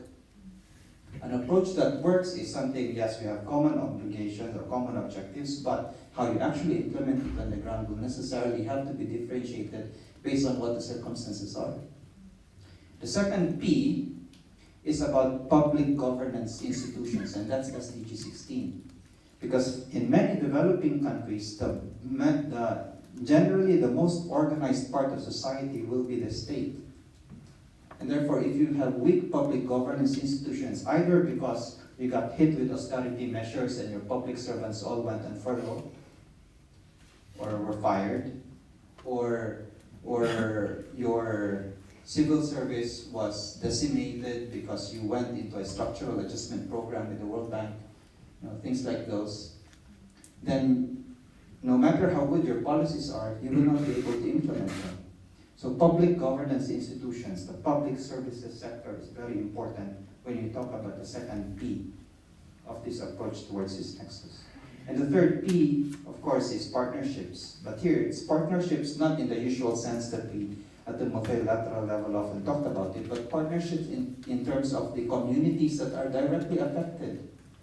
And I'm glad you talked about the DRC, Joseph, because you talked about two things. You talked about land rights, and you talked about tenure. And I think when we talk about environment degradation, it's really the tenure issue. How do communities get control of that natural resource and get control in a way that's sustainable, that's going to matter? So, 3 Ps: policy, space, and coherence, public governance institutions, and partnerships with communities that are going to matter in terms of the nexus. Thank you very much. Thank you, Vincent. 3 Ps. Sanya, please.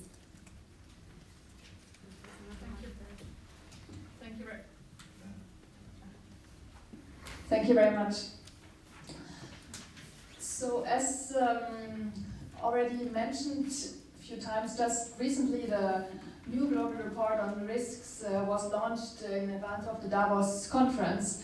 And indeed, climate change is considered as one of the highest risks in terms of impact, but also extreme events and water crisis. And all of these are very closely related to water, because actually the majority of climate change impacts are felt through the water cycle, floods and droughts and so on.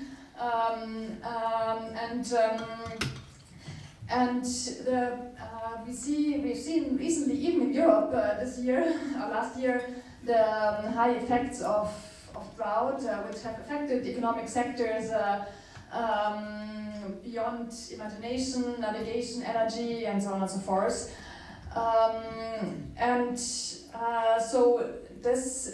Global projections show that by 2030, half of the global population could be living in a situation of water scarcity, and water demand could outstrip supply by 40%. And this can then also drive conflicts, as you also said at the beginning. Some say the Syria conflict, as you mentioned, is also related in some way to drought and water issues, and this shows really the potential of water as a crucial factor in conflict and peace building and so on. And this even more so because the majority of waters worldwide flows in transboundary rivers which cross the border. So 60% worldwide of global freshwater flow is in transboundary basins, and 153 countries share rivers. And globally, more than 40% of the world population lives in such basins shared by 2 or more countries. And that's why it shows that Transboundary Water Cooperation is really vital for peace, sustainable development, and economic growth. And this is also now recognized in the SDGs, because we now not only have a comprehensive water goal, SDG 6, but also the target 6.5, which asks the countries to implement integrated water resource management at all levels, including through transboundary water cooperation. And many of these shared basins worldwide are particularly vulnerable to climate change and growing demand and so on. So we see the risk of conflict, but actually water is so crucial for everybody that it has globally led to much more instances of cooperation than conflict. According to global databases, there have been many more treaties and cooperation instances over water than conflicts. And I would like to speak about a few factors in this regard. And then come to one of the tools, which is the Water Convention, where I work, which is trying to help countries in actually addressing this issue. So, transboundary water cooperation can actually really support to prevent conflict and to consolidate peace in post-conflict situations. For example, in the Balkan region in Southeastern Europe, the agreement on the Sava River Basin, which is shared by Slovenia, Croatia, Bosnia-Herzegovina, and Serbia, was the first development-oriented multilateral agreement in this post-conflict region signed between the countries of the basins after the war. And has given birth to a very successful river basin organization in that region, which is the Sava Basin Commission. Transboundary cooperation can also generate benefits which can stabilize societies.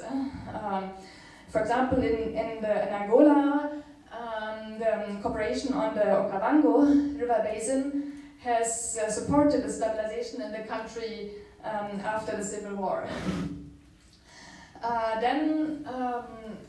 As I said already, climate change is one of the biggest risks also in shared basin. But transboundary cooperation here can make adaptation more effective and efficient by preventing the impacts of unilateral measures, and can also bring together the country through sharing of data, enlarging the planning space to locate, for example, flood protection measures in places where they have an optimum effect, and etc. And I will give an example later on. And transboundary cooperation can also help reduce sectoral trade-offs and conflicts.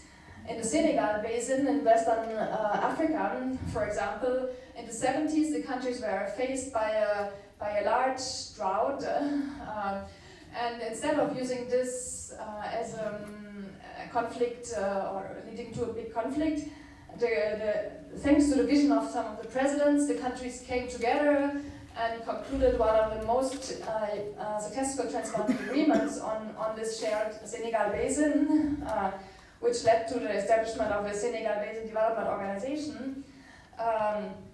And this organization now manages shared infrastructure, shared dams between the countries, which basically increase the synergy between the water and energy usage, and which is one of the most successful river basin organizations worldwide. And finally, transboundary cooperation can help to build regional organizations which have mandates beyond water and which can actually reinforce regional stability. And here the Lake Chad region is one example, because the Lake Chad Basin Commission is not only responsible for managing the waters of the lake, but also is actually hosting and commanding the multinational joint task force with regards to for combating the conflict in Boko Haram and so on in the region. So this all shows that transboundary cooperation can really bring benefits beyond the water area, exactly in the considering the nexus that we are discussing here. So it has economic, social, and environmental benefits, and certainly regional economic cooperation and peace benefits. But now, when we look at the global level, the majority of water courses worldwide still do not have comparative agreements, and many of the big ones are often also in the media. We hear about problems in the Nile, in Jordan, and Central Asia, and in other regions of the world. And the recent first report on the global indicator on this topic, SDG indicator 6.5.2, which was launched by UNESCO and UNECE as co-custodian agencies, shows that only 17 countries out of these 153, which I mentioned earlier on, actually have operational transboundary cooperation on all their waters. So So that means there's still a lot to do, and particularly now in the phase of growing climate change and other pressures. And here the Water Convention can support countries in actually improving their transboundary water cooperation. So the long name is Convention on the Protection and Use of Transboundary Water Courses and International Lakes. And it's legal and actually only at this current moment operational intergovernmental framework for transboundary cooperation in the United Nations system. In the last 25 years, because it came into force in 1996, it has really significantly enhanced cooperation over the shared waters in the region, in the pan-European region. So indeed it was first developed as a legal framework for the pan-European region, but then it was opened up to all United Nations member countries. Since 2016, all UN member states can participate, and actually so far 120 countries worldwide have participated in meetings and activities and some of the projects. And the 2018 has really marked a global opening because Chad and Senegal have officially acceded to the convention. And more than 20 other countries, particularly from Africa, but also from other regions of the world, are also in the process of accession. And already now the Convention has inspired the cooperation beyond the region, for example in the Lake Chad, in the Niger Basin. We work also with the Congo Basin, with Senegal, with the Okavango, which I mentioned earlier, but also we support Peru, Colombia, and their cooperation. In Central Asia we work. So already now it's actually has become globalized. I would just like to give you one or two examples of where we work directly with countries, in particular basins, exactly addressing this nexus between water, energy, climate change, and I would also like to say, as you said earlier on, the Water Convention is a framework convention. It obliges the countries to develop agreements and set up joint institutions for their basins, and it gives certain general rules, but then they have to be designed according to the circumstances in the region and in the basin. And here, let me give you one example which maybe Ezra Boutanri would actually have talked about, but given that she's not here now, I can take it up because it's also a very nice example of interinstitutional cooperation in the framework of the so-called ENFSEC initiative. ENFSEC is the Environment and Security Initiative, which is an initiative of 5 United Nations or 5 international organizations: UN Environment, OSCE, UNECE, the UNDP, and the Regional Environmental Centre, REC,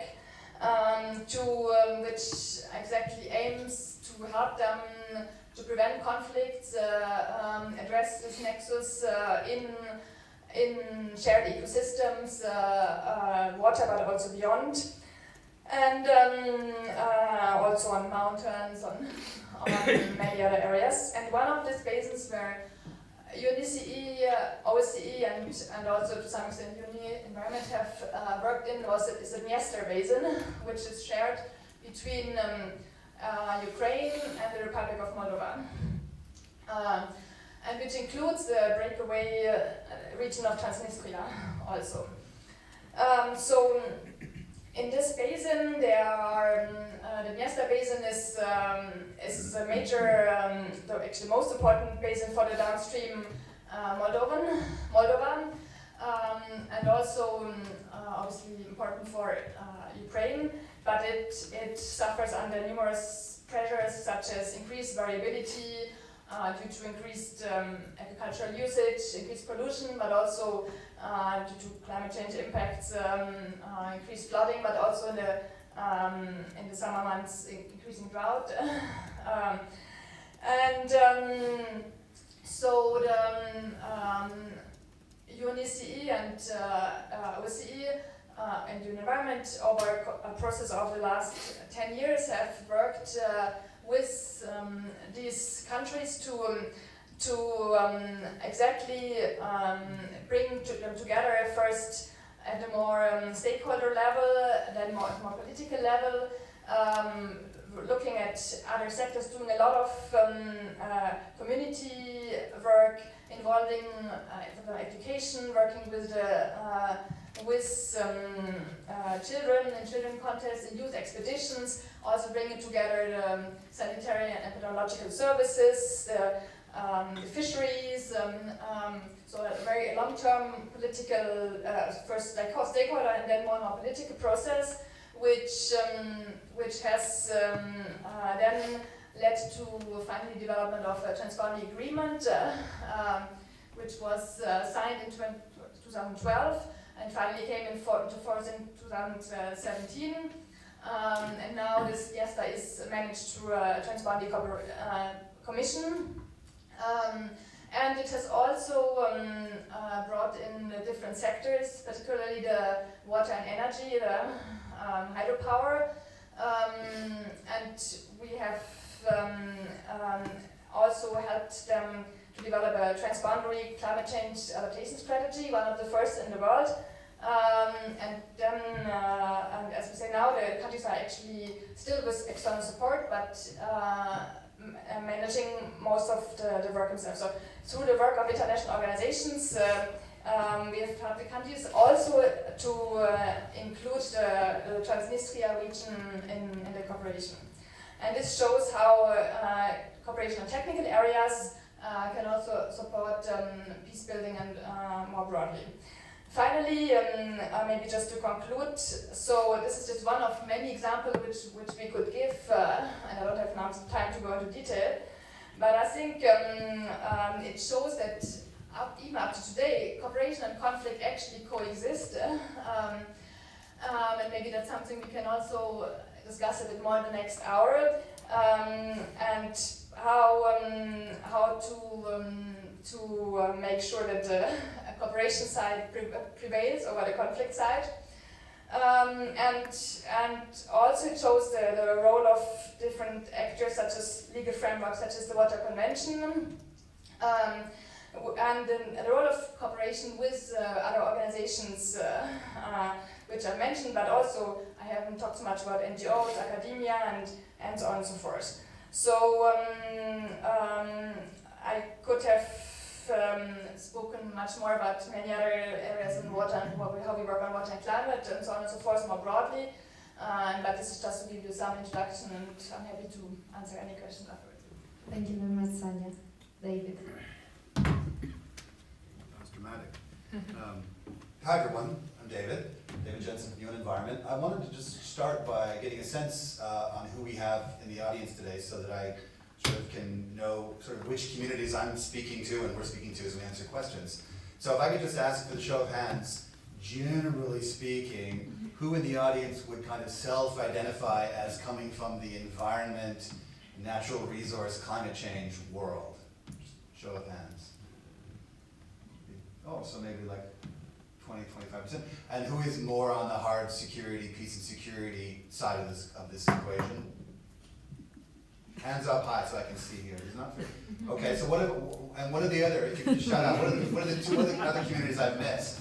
Where are some of the other, the hands didn't go up, where are you guys from? ILO, so labor, human rights. Okay, so labor, human rights.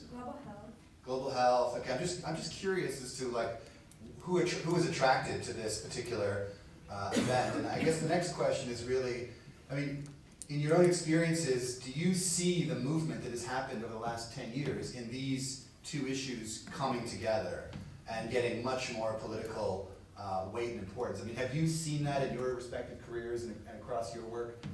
Just a show of hands, yes or no? I mean, do you think this nexus is now firmly in the political space, or is there still room to move? So who thinks the nexus is now actually real? It's a political issue, and it's basically, you know, firmly in place. Okay, and who's skeptical? All right, good to know. Okay, well, I've been working in this field since a long time, since 1999, in different capacities. And what I can say, at least in my experience, is that there has been a massive shift politically in the attention given to this issue. I'll start with two very quick stories, personal stories. Very first time I was in New York, I was at the new Peace Building Commission. I was meeting the deputy head of the commission, and I was saying, look, we're from UN Environment, we want to help you guys look at environment, conflict, and peace building issues. And he stopped me in my tracks and said, there's no relationship between environment, conflict, and peace, there's no need to have this meeting. And he basically said the door is there. And I was a bit flabbergasted, and I said, well, what I meant was natural resources, conflict, and peace. And he said, oh, okay. Yeah, natural resources, there is a connection, you can stay. So we had a good meeting, but the point being is that from the outset, broader issues of environment, climate change were not on the radar. And by Gary's intervention, they're definitely there now. I mean, 3 debates in the Security Council last year alone. There's a debate tomorrow on this issue. I mean, it's very much firmly there. Now, the second example, though, again, this was in the field. I went to Afghanistan for the first time to conduct environmental assessment post-conflict. I arrived. I said I'm from UN Environment. I'm here to look at the environmental consequences of conflict. And the ministry, immediately took our team right to the zoo. That's where we went in 2003. It took us to the tour of the zoo to assess damage to the zoo. That's what environment meant, right? And that's definitely changed. There's been a massive shift in now what we look at, and the scope is very clear now. We're looking at all kinds of natural resources. We're looking at extractives, renewables, the whole gamut. So there has been a big shift. And I would argue that we've been trying to smash these silos for a long time, precisely because, as UN Environment, we have to work with other partners to address these issues. It's impossible for us to work alone. So in terms of smashing silos, I want to say our strategy, in a sense, has been threefold, and this is the strategy that Gary was talking about briefly. It's a three-pronged strategy. The first and foremost is working to build a community of practitioners that knows how to work across these silos. And this MOOC that you saw is exactly that. It's a massive open online course. This is the second year we're running it. It's on the SCG Academy platform.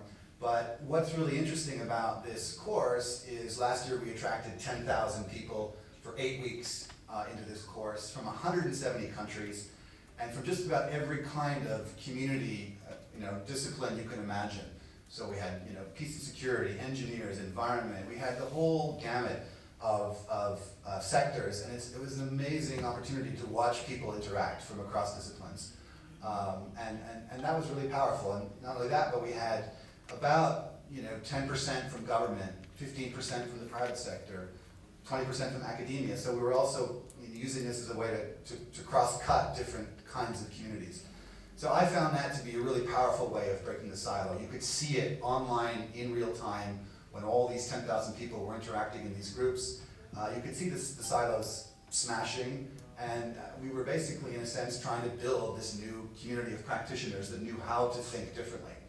So that's one strategy, building the next generation of practitioners. The second strategy we've been deploying, and Gary talked about this as well, is a strategy that's very much built on data and the adoption of big data, frontier technologies, open source software, and trying to use data and data sharing as a bridge for cooperation and as a way to measure what's actually going on in terms of the SDG indicators. It all starts with data, but data is a really great bridge for collaboration across agencies.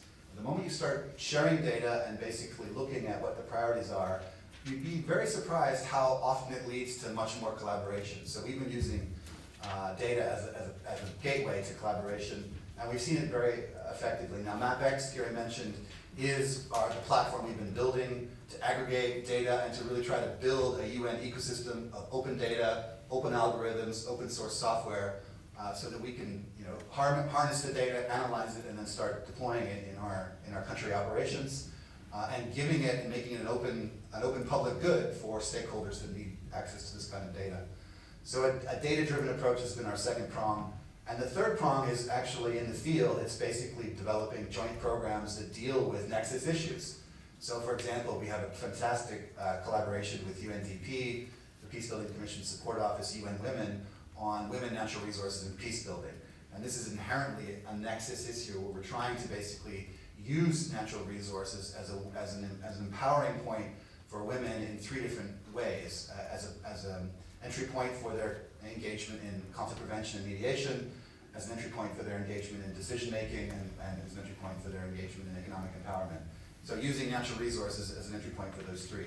And that's inherently cross-cutting, it's inherently multi-agency, and it's how we're basically trying to do all of our field operations, always in joint partnership, and always in a sort of a nexus issue.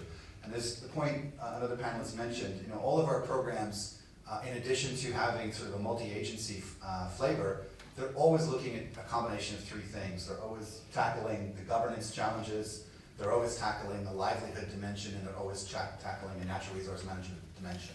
Always. There's never any way you can build a natural resource management program without dealing with livelihoods and without dealing with governance. They always go hand in hand. And it's always how do you blend these together? How do you have local ownership? All the points you were talking about. So definitely, I think there has been massive change in the perception, understanding of this nexus. I've seen it myself. Definitely it's there. I definitely think that data sharing and getting a handle on frontier technologies and metrics is a big priority, and absolutely joint programming and really much more attention to monitoring and evaluation, making sure you know in advance what you're monitoring and then collecting the data to demonstrate you've actually had an impact. So evidence-based in terms of the programming and evidence-based in terms of the impact you have, I think is really, really important, and I think that's still where we need to put more efforts. So I'll stop there. Thank you. Thank you very much, David.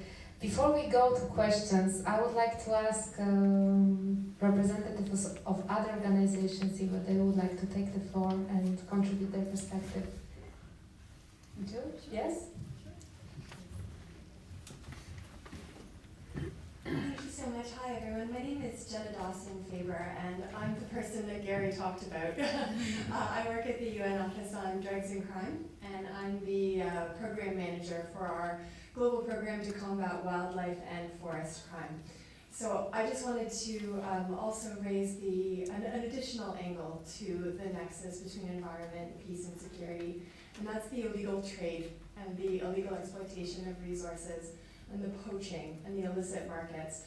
These are all key components that I consider them another leg of this table when we're talking about peace and security. These crimes are fueling conflict, and I think Joseph and Vicente really brought that home in the Philippines, in the Congo, in Myanmar. And I think that we can actually really see the impact that these crimes are having in terms of development. Because when people lose access to the resources that should be theirs, it can result in economic marginalization, social marginalization, and that can result in extreme situations, in radicalization. And people who turn to crime. I mean, the Central American fishermen whose fisheries have collapsed are turning to the drug cartels for employment. Right? And this is just feeding the cycle of violence and degradation of the fisheries, for example. So it was just one of these things I wanted to make sure that we included that in our look at what some of the different elements could be when we're talking about these things, because I think there's really so much of this goal 16 is inherent in all of the other goals, and that we can't really achieve goal 16 without thinking about these things. Yeah, really grateful for the opportunity to raise that. Thank you. Thank you very much. Anybody else? Ben, in the back.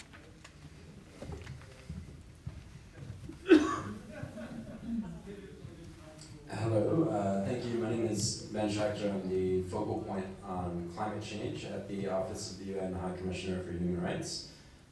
So I just want to say a few words on this issue in the particular context of human rights and climate change.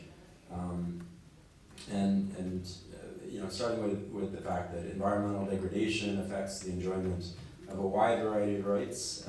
This is something the Human Rights Council has recognized in its resolutions on the environment and on climate change every year for the indefinite past. And it also disproportionately harms the poor, children, women, persons with disabilities, indigenous peoples and minorities, the people who are most vulnerable and the people who are most vulnerable to the negative impacts of environmental degradation have contributed the least to it.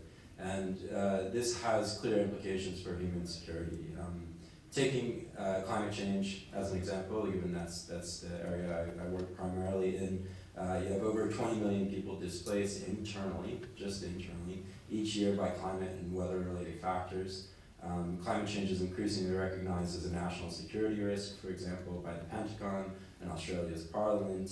There's been discussions and will be discussions forthcoming at the Security Council on this issue.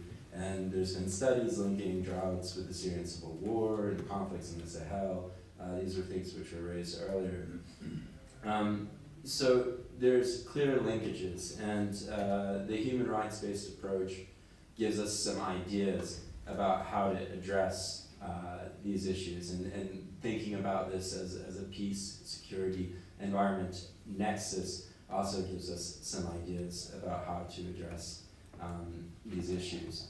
So in the case of climate change related impacts that are having effects on human security, preventing the foreseeable adverse effects of climate change through best efforts to enhance climate ambition is the best way to minimize the role of climate change as a driver of conflict.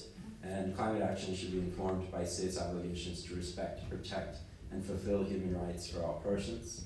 A key issue in the international community will be to fully address the protection needs of all those who are compelled to move by complex factors, particularly those seeking to escape the impacts of the slow onset adverse effects of climate change, and to design long-term solutions, especially when return to their homes is not a sustainable option. OHCHR has worked on efforts to devise principles and guidelines on the protection of the human rights of migrants in vulnerable situations, which apply to many of those forced to migrate owing to adverse effects of climate change and other forms of environmental degradation. Early action and support to adapt in place are important to avoid protracted migration that could have substantial implications for development and human security. Integrated action on climate change, human security, and development should be rooted in sustainable livelihoods, equitable use of natural resources, and this is also the basis for coping with, recovering from, and transforming from climate stresses and shocks. And development financing should prioritize projects that promote safe and orderly migration in the context of climate change and other forms of environmental degradation, and projects that will seek to avert, minimize, or address displacement related to the adverse effects of climate change.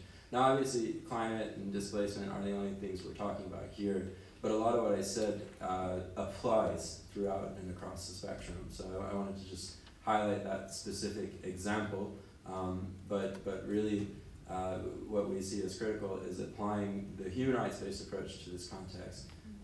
Lets us think about really these kinds of issues of human security and how to protect the people who are being affected by environmental degradation. Thank you. Anybody else? Before we go to questions. Yes, please, David. Yeah, I want to go back to Ollie's point about the narrative a little bit, about whether it's a negative or positive narrative, and how do we, I think what was said earlier was interesting, but I also think at some point it shouldn't necessarily have to be a conscious choice. I think it should be so easy to take the right decision that it's no longer an ethical or moral choice. It's just part of our sort of the economy. And I think, you know, I really want to understand how to tap into the power of mobile phones and fintech, financial technology, and think about what's going on, for example, in places like China with Alipay. You know, you've got 400 million people using one app to pay for everything. You've got this spin-off thing called Ali Carbon, which is an incredible way of sort of for people to track their carbon footprint and then do something about it by basically gamifying carbon reduction. This is, you know, there's 123 million people using Ali Carbon. So these are big numbers and big scale, and I think that's the point I wanted to make, is this question of scale. I think for all the good stuff that we're doing on the ground, and all the great partnerships we're having with UNDP and UN Women, and, you know, everything I can say that's great, and there's a lot of good stuff, I still think we have a very hard problem scaling that and allowing that to become a domestic process that scales without any further international support or any further funding. I think that's a big challenge. And so I think part of this is, how do you build that next generation of practitioners in the countries and give them, and empower them to scale these solutions domestically? Now the questions. I can see Dirk, the one here, and all of you. We'll have three first. I wonder if I should have raised my hand earlier, because maybe I'm representing the true contributing nations for operations in the United Nations. Just a question, any military here? So I'm the only one from the hard end of security. I just raised my hand earlier. Excuse me, could you introduce yourself? Yeah, I'm Dirk, I'm just sorry, yeah. So, I'm representing the German Armed Joint Operations Command, and I'm responsible for deploying forces to MINUSMA. So I'm shifting more or less 1,500 European soldiers into Africa, and I logistically support them. MINUSMA? MINUSMA, yeah. It's the multi-dimensional international operation in Mali. And in a broader sense also G5 Sahel with other operations. And the point I want to make is when you say we are there with the environment aspect in the environment, peace and security nexus, it's written in the mandate for MINUSMA. It says there is a paragraph, environment impact of operations, requests MINUSMA to consider the environmental impact of its operations. So I do this, I look at what I deploy, and the main part which I deploy is air conditioning. For soldiers, air conditioning for fuel, air conditioning for medical equipment. Our environmental footprint in Africa is a total catastrophe. And the longer we stay, the bigger the footprint is, because every contingent, every troop rotation brings in new demands, more people, more material. And therefore I think, and I would wonder if you see a movement in this direction, DPKO, as one part of this nexus, might think about changing the approach to peacekeeping operations. We see this already in the nexus with, for example, equal rights for women in all this area, inequalities, that we say now 15% of the contingent has to be female soldiers, which is one demand, and the UN is sanctioning it. They say if you don't bring this 50%, you will not have more important posts in DPKO or on the H2 levels. For environment, I do not see that. They ask for capabilities, we bring them, military capabilities, modern, drones for example.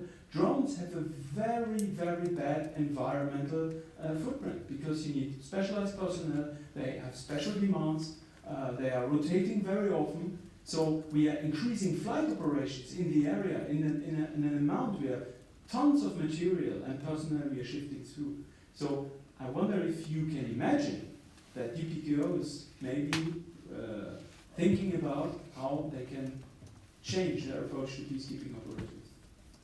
Thank you, Dirk. We are going to take it one by one because we still have a lot of time. David first, please. Yeah, they are taking this very seriously, actually.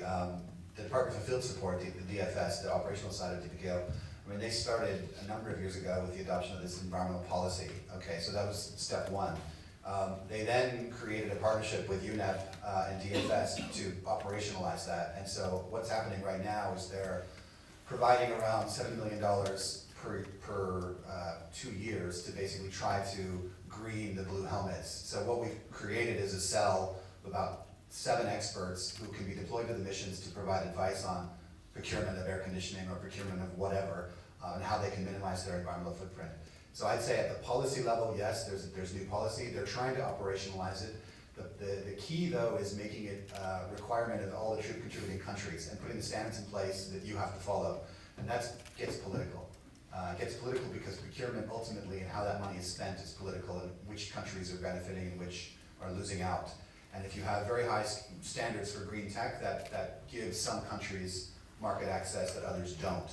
And so it's a political question rather than an operational question, I'd argue. But I'd be very happy to put you in touch with the head of this program, Richard Smith, and to see if there's a way of establishing some direct collaboration with you. Because at the moment, Richard collaborates entirely with the missions themselves and not necessarily with the contributing countries, but in the UN structure. So yes, and I was part of the process that put that in place. That was about a 5-year process to get the policy adopted and to get some movement. And this is one of those things where everybody agreed that it was a good idea, but nobody wanted to fund it. No donor wanted to come forward and say this has to happen. So eventually DPKO basically created a tax for every mission, a small tax that every mission had to pay into an environmental fund, and then that created a pot of money that then could be used to deploy these advisors to provide the advice. So I do see it changing slowly. And what was one of the very sad actually, when we were working on this, we were interviewing different peacekeeping missions about their environmental practices, and people would like knock on our hotel door late at night saying, in the formal interview, I didn't tell you about what's really going on, but here's what's going on in the mission. And they would we were UN counselors or therapists who wanted to, or to these people who wanted to sort of unleash all the environmental crimes they had ever done in their missions, right? And we were really surprised, but you could feel that they wanted to do the right thing, but they didn't have the tools, the funding, everything else, and so they were really stuck. But it is changing. It is changing. Thank you, David. Thank you, David. Did anybody else want to contribute? Sanya, I was seeing you nodding. No? Well, let me just add one more point. Okay, please. Somebody said leadership in the first panel, I think. Christian, you said. Yeah, absolutely. It all came down to leadership in DFS. Head of DFS basically said, this is a priority, this has to happen, I'm going to make it happen. And it was all up to him that pushed it down. So until, it's always that question of the perfect storm of leadership, where we had Akim Steiner pushing, and we had the right leader in DFS accepting and basically agreeing to take it forward. And without that, forget it. We spent years trying, but it took the right leaders at the executive level to agree, and then it happened. Thank you. There's a question there.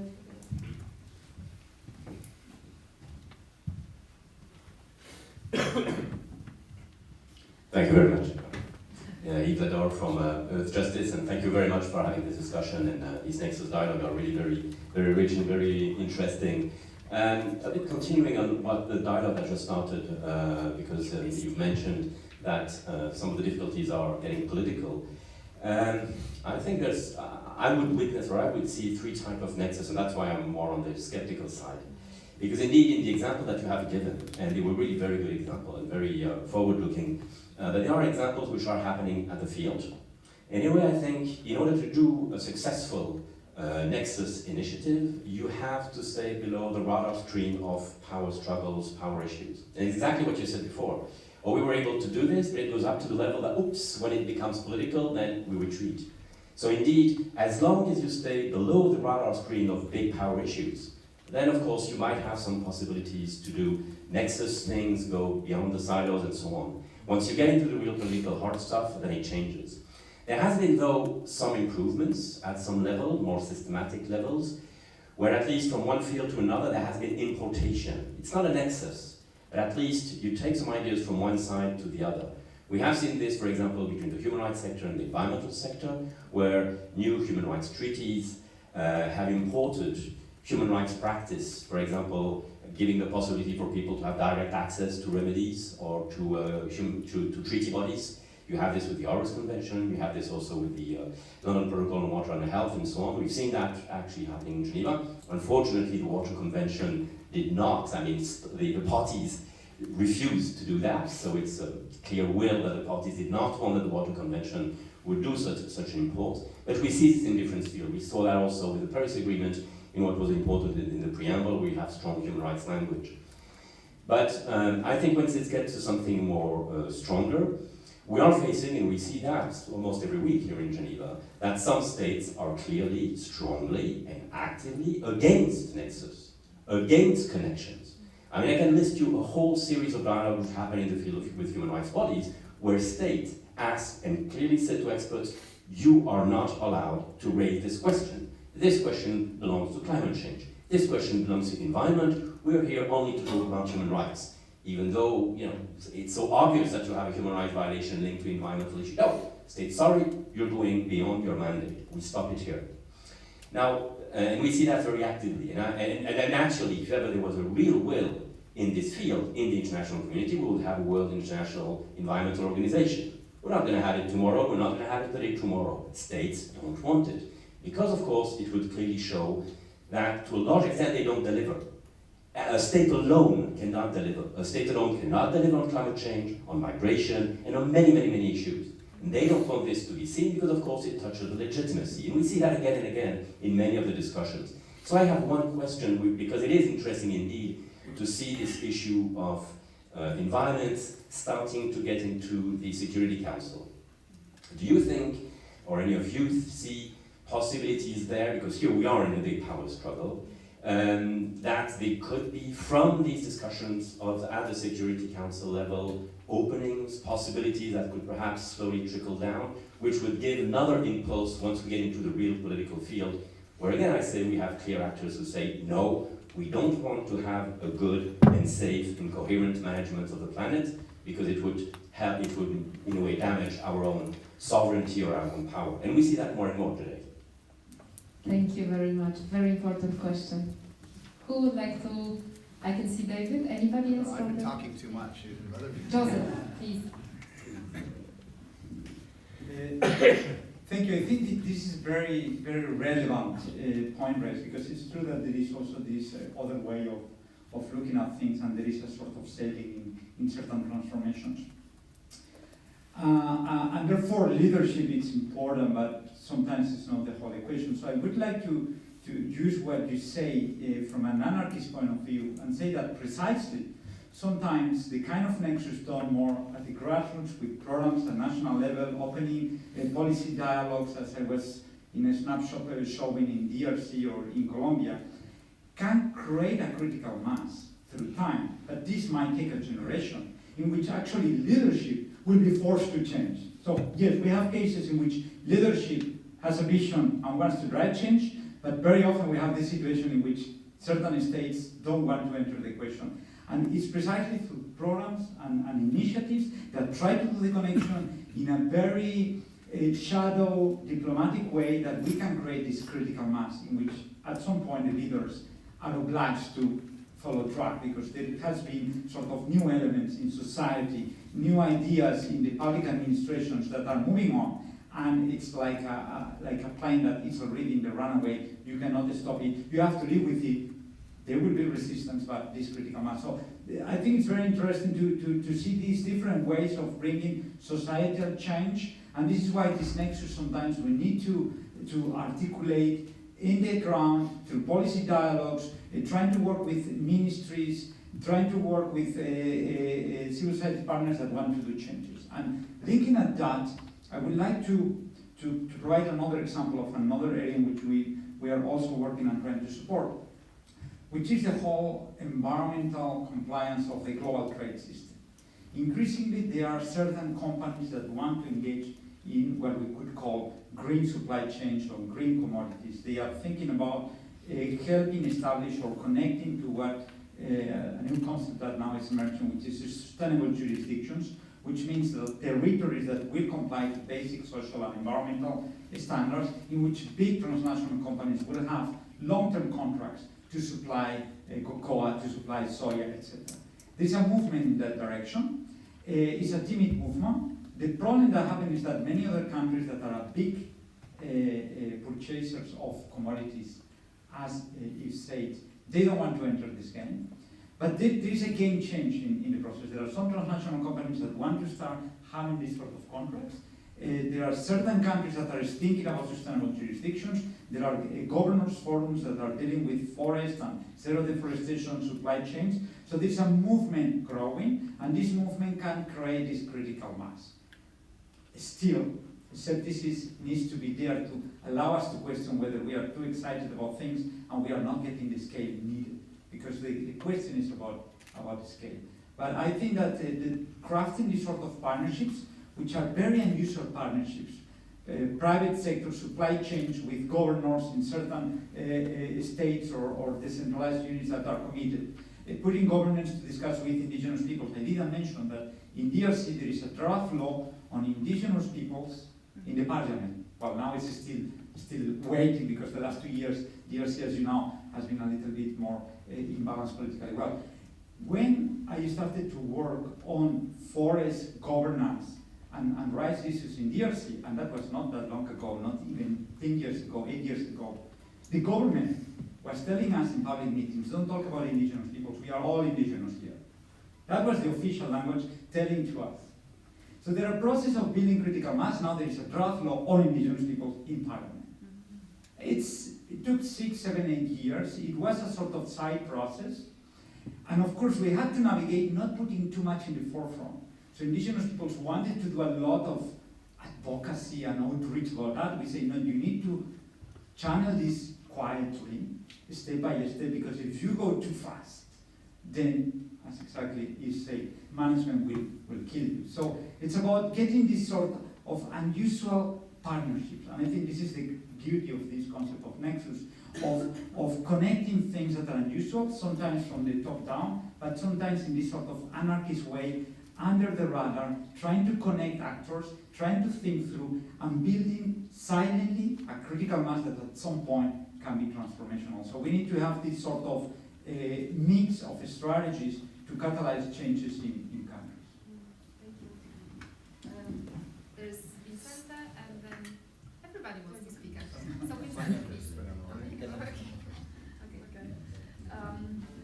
Yes, I would actually say that in the water field that showing the Nexus connections has also raised the importance at the global level to water issues. I mean, showing how water is important for climate change, how it's important for energy, agriculture, and so on and so forth, has over the last years raised the importance to the topic, and has contributed to the fact that there's now an SDG on water and so on, and that water was also discussed several times at the Security Council over the last few years, and that actually now foreign affairs ministries are dealing with water issues. I mean, water diplomacy has really come up as a big topic over the last years, and we see it under the Water Convention that now, also with the global opening, and more foreign affairs ministries from more and more countries are actually involved and are even providing much of the funding also. And for example, the EU just in November last year launched the new Council conclusions on water diplomacy and so on. So there are still indeed some critical countries who don't want to see this link, but slowly it's moving to this this direction. And then another point, because I did not mention the activities what we do under the Water Convention on the so-called water, food, energy ecosystem nexus, which we started back in 2012 to exactly bring together these different sectors and show the synergies, and where we have done a number of basins worldwide, so-called nexus assessments between to identify the difficulties, the tensions, but also possible synergies from better coordinated policy making. And there we have actually now we are working closely with the energy community, including in our own organization in UCE, but also in the countries, for example, analyzing how renewable energies actually require water, or the other way around, how they can be used in a more efficient way. And here I would say the lesson has been that we need to convince the other sector of what's in it for them. I mean, convincing the energy sector that also they depend on water finally, and they can benefit from an increased cooperation. So I think it takes a long time, as you say, but as we also say, there is positive development, and the fact that the SDGs promote this integrated approach gives some opportunities. Thank you, Vicente. Thank you. I'm glad both David and Joseph, and in fact, I think also you've raised the issue of leadership, because it can be a tricky thing when it comes to talking about how do you do this nexus idea. It can be tricky in the sense it could cause a collapse, like what happened in Copenhagen in 2009. Obama, newly minted US president, came in, climate leadership, Merkel came in. Look what happened in Copenhagen. But it can also be positive in the sense that it can work, like what happened in Paris. And I think this is where I think this idea of perhaps what Joseph was alluding to earlier about what causes change. Is it policy that causes change, in which case leadership is going to be crucial? Or is it change that causes a change in policy, which then drives further change? And I think for those of us working in the multilateral arena, and we want to be able to help shape policy at the domestic level so that we get this nexus between environment, peace, security, and development in place, you will have to have multi-level, I guess, approaches then. If you're talking about partnerships, of course, is one of them. But I think one of the more important things that perhaps we have not even talked about is what is the role of SDG 17 in this whole debate? We have not talked about the means of implementation. We have not talked about the coherence, except perhaps you, Joseph, when you talk about the environmental compliance of the global trade system. We have not talked about the coherence of the global financial system, which actually encourages us to consume more, the global trade system, which actually encourages us to produce more goods, with the kind of environmental sustainability aspects that we want to achieve. And I guess one other thing that we need to also discuss is, yes, all of these are good public goods at the multilateral level. But when you bring it down to the issue of what really matters for people on the ground, and many of us have worked in the field, it's not so much what we talked about at the global level, but where will the food for my kids come tomorrow? Where will I get my job?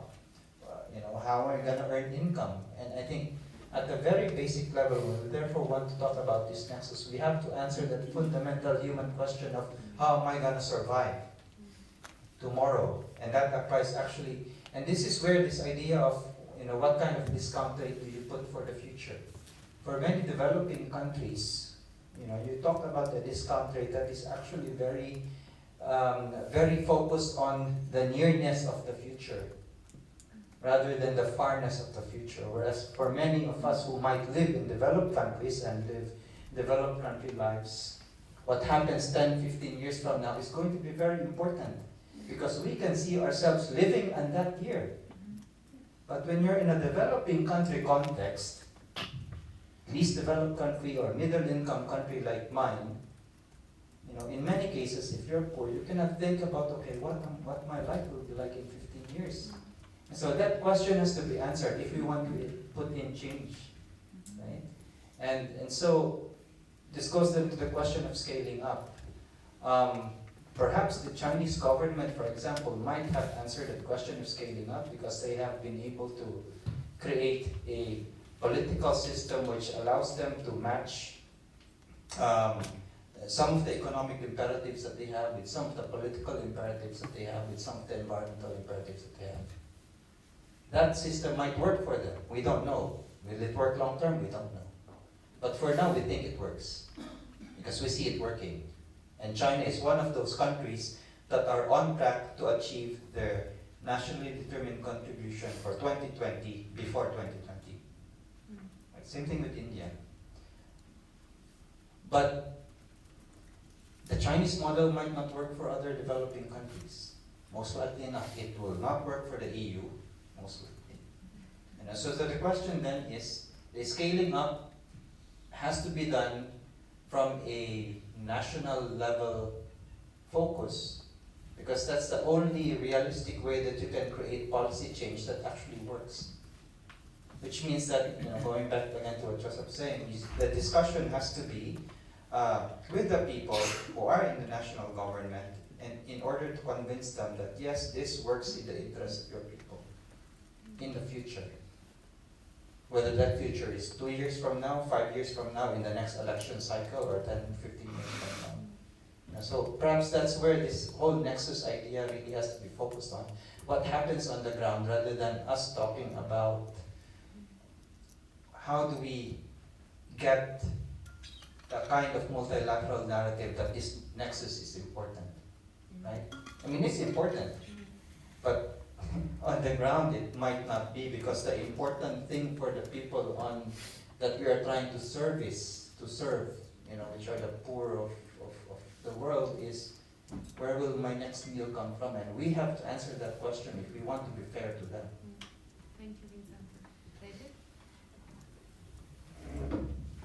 Okay, we're going to go from the field back up to the Security Council, and just some observations about the Security Council. I think the Council has now debated climate change security 3 times. Is that right, Ollie? I think what's interesting about each debate is not the outcome, which has been pretty thin. It's been the member state positions in those debates and how those member state positions have changed over time. And so I think if you go and you actually analyze the discourse of the member states, you will see a shift. You will see a shift, and you will see a softening. I think that the real challenge is that you're asking the Security Council to address an issue which is almost inherently developmental. And so like, what's the hard security response of climate change and security that the Council can actually take forward, as opposed to development actors? So you have to ask the Council the right question, I think. And I'm not always convinced they're asking the right question and they have an idea what the Security Council response ought to be. But I do see there's been a shift in terms of what the member states are saying in the Council. But I think the biggest shift is when you ask the Council to address a climate change and security issue in the context of a specific country. You see that much more. What Gary said, there's been 5 country-specific or regional-specific resolutions passed that actually mention climate change and security in a particular context, because it's much more tangible in a context. And so I think for me, that's the lesson, that I'm not so sure it's great to have these debates, thematic debates on these global issues, but definitely when it comes to a country that's on the Council agenda, put it there and get the Council to address it in the context of a specific conflict or a specific regional process. I think in terms of 2019, one of the processes to watch is the International Law Commission, the ILC. Anybody following the ILC as a legal buff in the room? Anybody know what the big process is? So the ILC has been basically, they've done a 3-year process looking at protecting the environment in relation to armed conflict. And what was really important about this process, it sounds a bit dull, what was really important, however, is that they actually looked at it in relation to armed conflict, meaning they looked at environment before, during, and after, meaning they looked at sort of prevention, impact, and peace building, which was huge. It was a huge shift from the typical lens, which is just looking at environment in conflict and how it gets damaged. They were actually looking at pre and post, which is big. The second big thing is that they're developing 18 international principles on protecting the environment in relation to armed conflict. And so they've been, for the last year, debating and proposing these 18 principles, and they will be presented to the General Assembly this year. And so that will be a really interesting debate to see where the member states are on these 18 principles, and if they are adopted writ large, or if they are if they're shifted or weakened. But it's a really interesting process to take the ILC and basically come in from the side on some of these issues and get through the ILC to the General Assembly for the adoption of new international legal principles on this topic. Thank you, David. Ollie? It's just that behind. Thank you. Ollie Brown, Chatham House. I wanted to bring this discussion back to the Environmental Management Group. And Hussein can correct me if I'm wrong here, but I think the purpose is really to think about how different UN agencies can collaborate around a shared environmental problem, or to integrate some kind of environmental issue into their work. And I think we all agree that there is a challenge around environmental degradation, climate change, peace and security. My question for the panel is the UN fit for purpose? It has one job. Its main job is the maintenance of international peace and security. Is it the right organisation to do this? And what I'd like to challenge you is for each of you to come up with one idea, preferably radical, about what the UN should be doing differently in order to address that. And I'll include Anna in that list if I may. I'm not UN, so, but you stole my question, by the way. So we will start with David and go towards me. It's getting to be fit for purpose. Certainly, it has challenges in addressing the Nexus, no question, but what's great about the SDGs is it gives us that vision, and it gives us something to align to and to measure against. And it's definitely moving in the right direction. Are we completely fit to respond to all of them? No, not yet. But my big ask is, again, going back to this data side, I don't think we can basically protect human rights, save lives, and protect the planet if we're not measuring and monitoring, those specific activities with evidence and good data. So again, my request would be on the data side, sharing data between the agencies, being very honest about what we're trying to do and trying to measure our impact, and being much more transparent about where we're failing. But using an evidence-based, a data-driven approach to actually prioritize, monitor, and report on success and failure. And this is where I think environmental transparency is a way to hold member states accountable as well. I don't think we have true environmental transparency. I don't think we know what the environmental performance of every member state is. If you look at the different conventions, about 20% of all the conventions actually require any kind of spatial information in terms of their progress. So for example, the Convention on Biodiversity doesn't require that the countries actually show where their biodiversity is being protected. There's no spatial data at all in these processes, which is a bit crazy. So there needs to be a bit of a shift in terms of a data-driven approach, much more information, much more transparency, and much more accountability in holding member states accountable for the commitments they're making. At the end of the day, the UN is nothing but the will of the member states. We can't forget that. But this question of I liked your point about under the radar activities. This is exactly how it happens, and I think the change is you have to figure out the timing to take that political. And so often the success of any program is about picking the right time to elevate it, and waiting and waiting and waiting until you have a perfect storm of the right political will, and then you push, and then it either succeeds or fails. But the timing and getting that timing right and understanding the political economy and the right moment to take it forward is like key. Yeah, I think you've said a lot.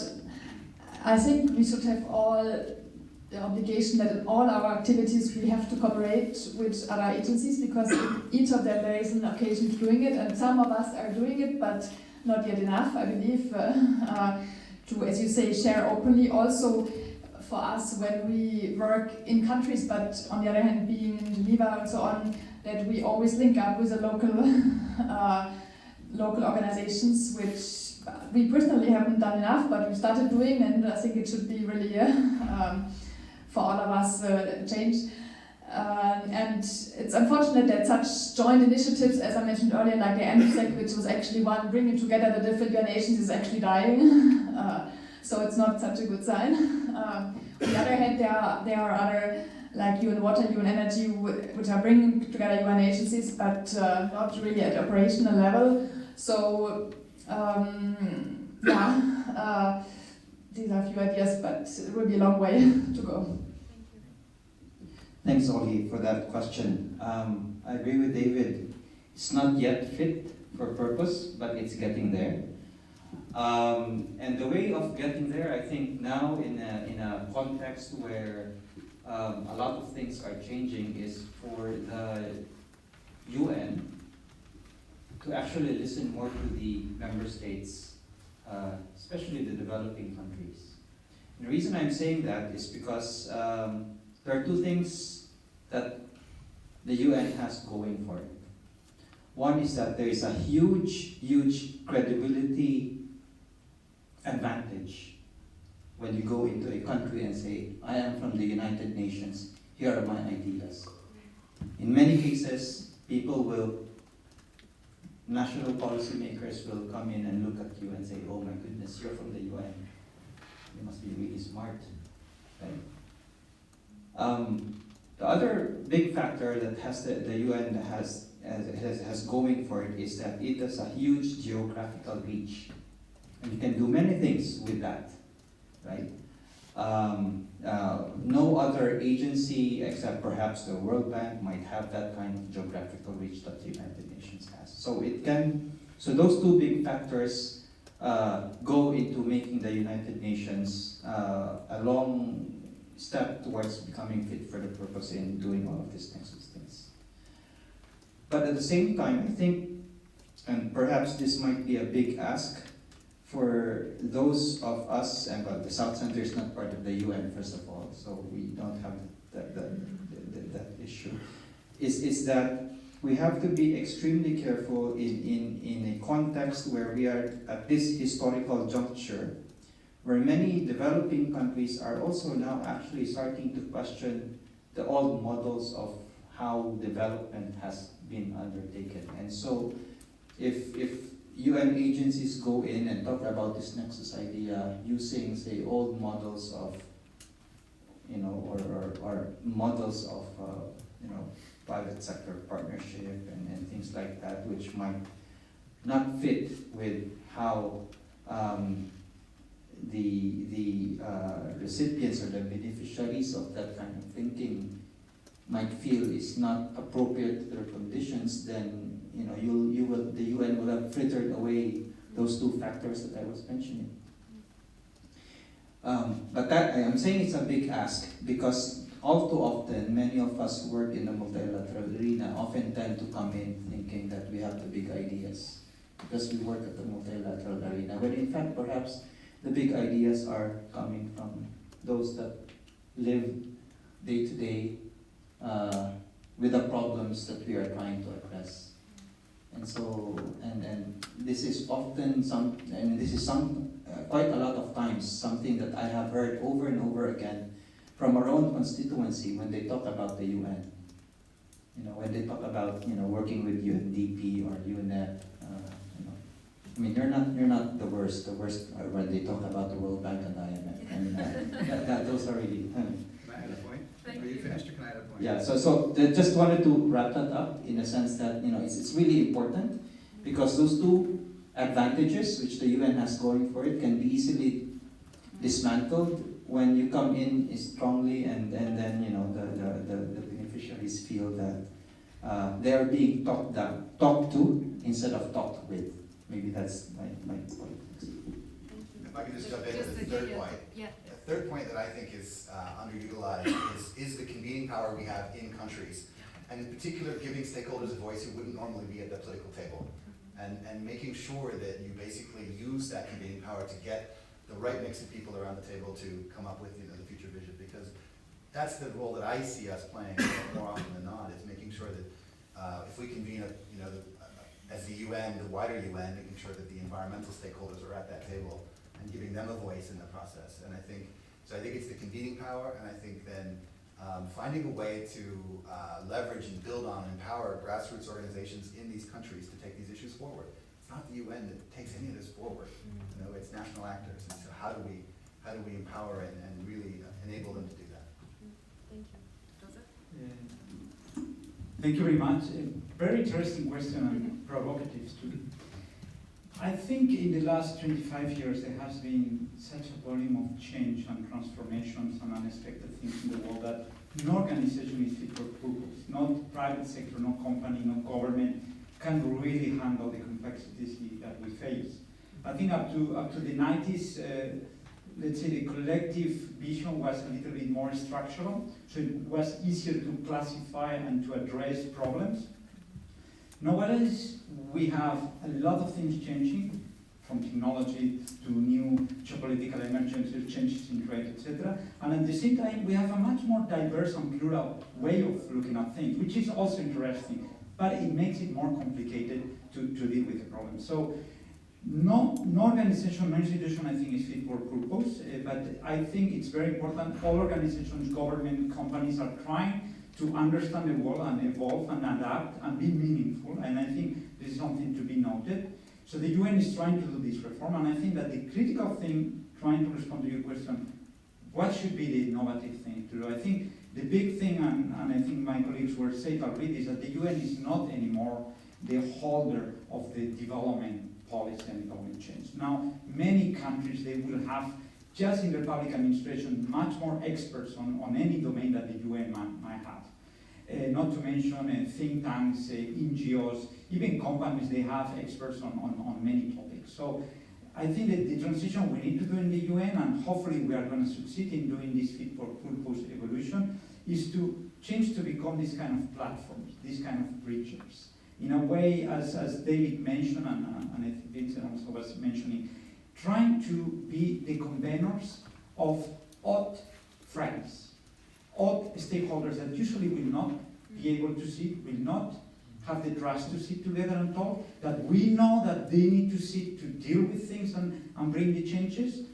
And I think our role is to give trust to them to sit and to try to inject a little bit of qualitative substance in those conversations and those transformations, because it's not about convening only, but it's convening about results. So for instance, getting farmer communities dealing with a private company that wants to do a land concession and ensuring that the dialogue is fair, the outcome is fair, it will bring equality to everybody, that nobody is taking advantage of anything, bringing governments to understand that the young people are not just recipients of education, but are the game changers for our society. This kind of unexpected, odd sort of dialogues and partnerships among the stakeholders, I think this is where we have the political capital to deal the experience and bring it from one country to another.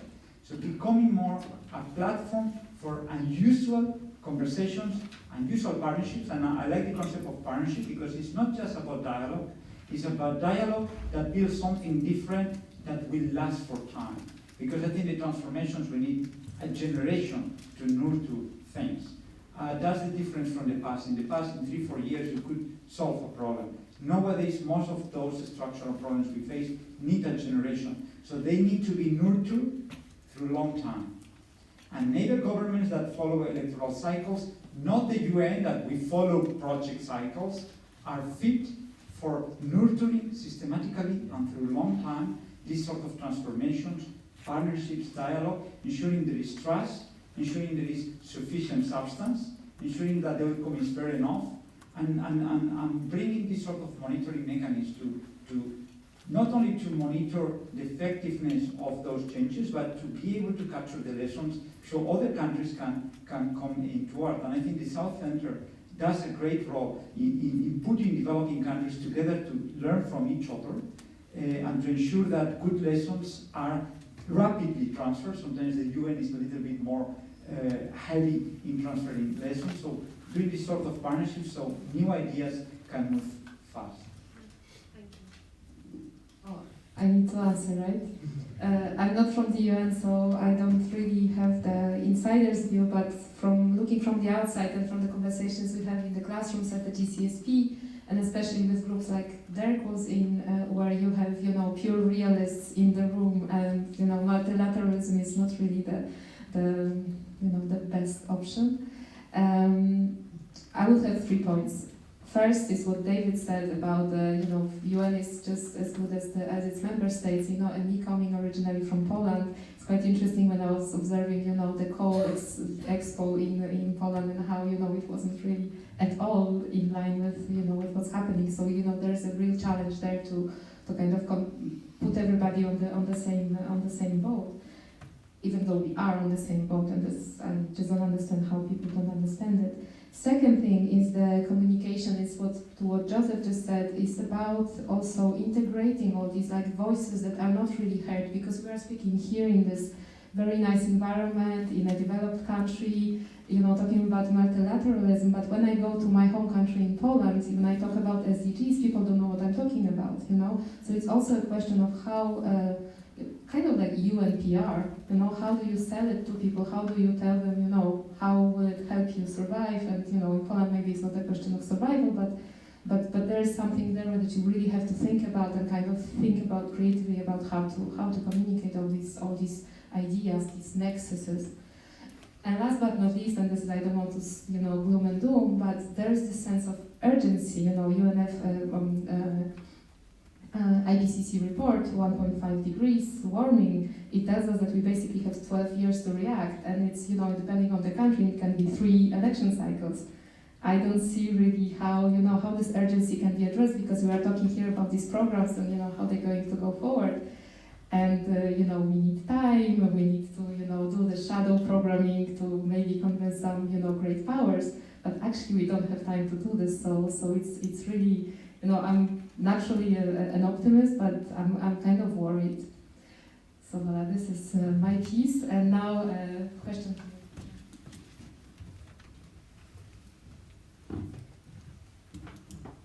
Hello, my name is Natasha Karmi, and I'm from the Geneva Water Help, the Secretariat for the Global High-Level Panel on Water and Peace. Thanks for your interventions. It's been really promising to see that there are so many good experiences where actually, the Nexus has actually worked. My question is that most of the projects that you've presented, whether at UNEP or in the Philippines, were mostly at the local level. So I think it seems that the Nexus is really working out when you are dealing at the national level and within the borders. But I was really curious to see, because from the presentation of Sonia, where she was dealing more on the transboundary, beyond the borders, then clearly there are challenges. So one question is, have you in your work experience had any project where this Nexus has actually worked beyond the borders? And the second question, for all panelists is basically clearly, Joseph mentioned that there is a role for the UN, and it probably has to be transformed, and maybe it would be acting as a platform. But then again, it seems that the Nexus itself is not recognized at the higher level. So how would you be able to intervene, by the provision for a platform, that a credible platform, when actually, what was mentioned, that at the global level, there is a resistance to doing these linkages between, the environment, peace, security, and water, especially that whether it's the environment, is actually being, during protracted conflict, it is the one that is being targeted. We do have basically mainly the destruction of water and related infrastructure during protracted conflicts that are affecting the environment. So it just seems that we are handling the problem at a certain level, but I do not see the linkages and how that could actually advance the Nexus. Thank you. Thank you very much. Who would like to maybe Sanya, because it was linked up with the water?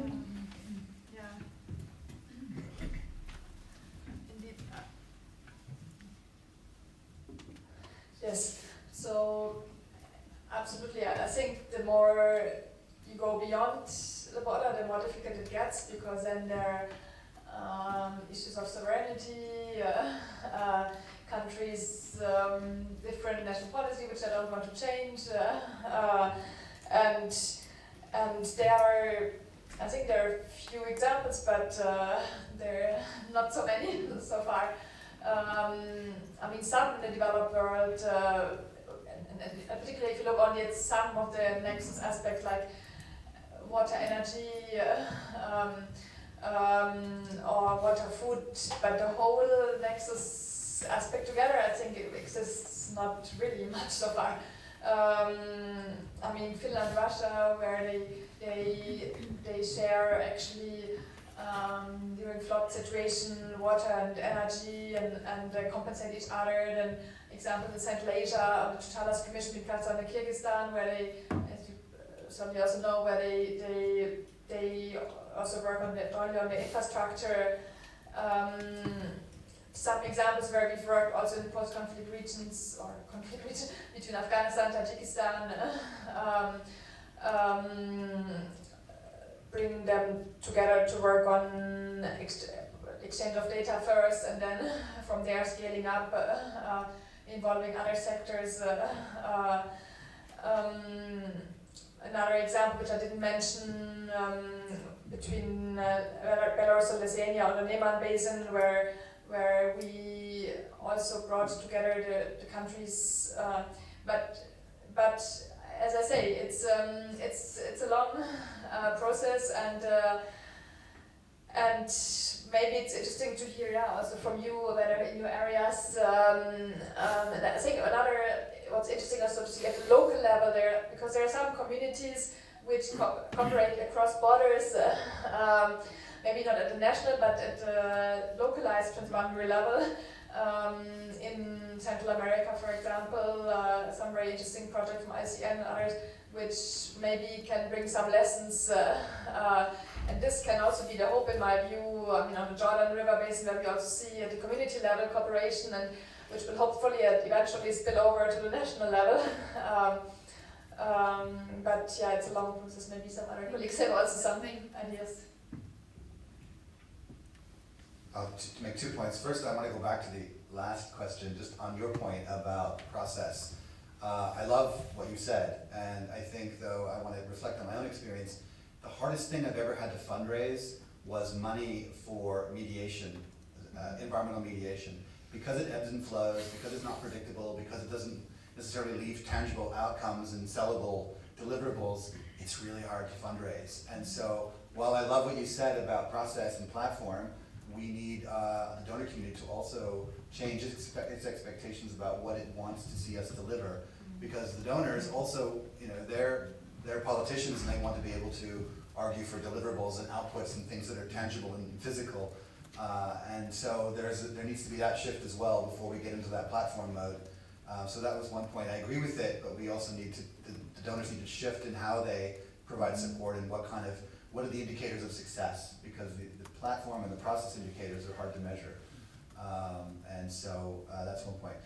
On your point, I would argue you never start with the whole nexus. You have to start with a very small piece of that nexus, and you have to analyze the entry point very, very carefully and pick something and frame something and label something in a way that countries can talk about it. And there's a bunch of great examples. If you start saying we're going to have an environmental security dialogue around a transboundary river, you're bringing all the wrong actors to the table from right from the outset. And you don't want to bring the wrong actors from the outset. So it's like you say, you want to have that under the radar technical collaboration first and gradually politicize it. So you have to be very careful how you start it and how you frame it and which point you choose to start it. And what we've seen, you know, there may be a transboundary water conflict, which they can't talk about, but if you talk about you know, shared strategies for disaster risk reduction or climate change, they could talk about that. And so you really you have to find what is the environmental entry point to start the conversation. You start the conversation, as you say, you share data, you build trust, and you gradually expand out over time. And I will end on a bit of a sad note, as you say. I think what we've seen is good technical cooperation, very good technical cooperation that lasts for years. But the moment it requires a political decision and some kind of political will or capital or change, that's where it tends to be challenged. And in many cases that I've worked on, it eventually has, when it gets to the political level, like let's change the water sharing agreement between Afghanistan and Iran, that's where it fell apart. And so, you know, at some point I think technically it works. We need to find a way to get that political transformation and get the right kind of political decision out of it. And that's where it's still a bit of a challenge. We should not try. Thank you. Anybody else would like to add to this? Okay, thank you. Because there are two more questions, so I would like to take them two together because we have only 15 minutes to the end of this session. So, Thomas in the first.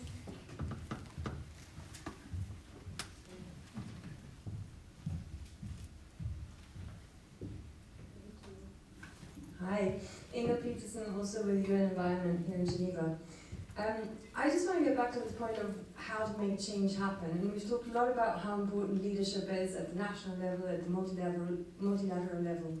But I think ultimately to make a dent into an issue like climate change, we also require mass mobilization and behavioral change at the level of individual households when it comes to consumption patterns, energy use, transport choices, etc. But in order to create behavioral change, the first step is creating awareness, and at the same time, I think there's a lot of issue competition. Like, even if we just look into the environment sphere, the biodiversity loss narrative competes with the climate change narrative, competes with the plastic pollution narrative. And I think what all of this leads to is this compounded sense of paralysis at the level of an individual consumer who thinks that, I can't make any change in these issues. It's so complex. There is such an unprecedented scale. So I guess my question for the room is, how do we forge more coherent narrative that sort of places the emphasis back on the agency of the individual and maps out a sort of pathway for action that interlinks these issues? Yeah, it's a big question. That's a tiny question, Ingrid. I really appreciate it. Perfect one for the end of the conference.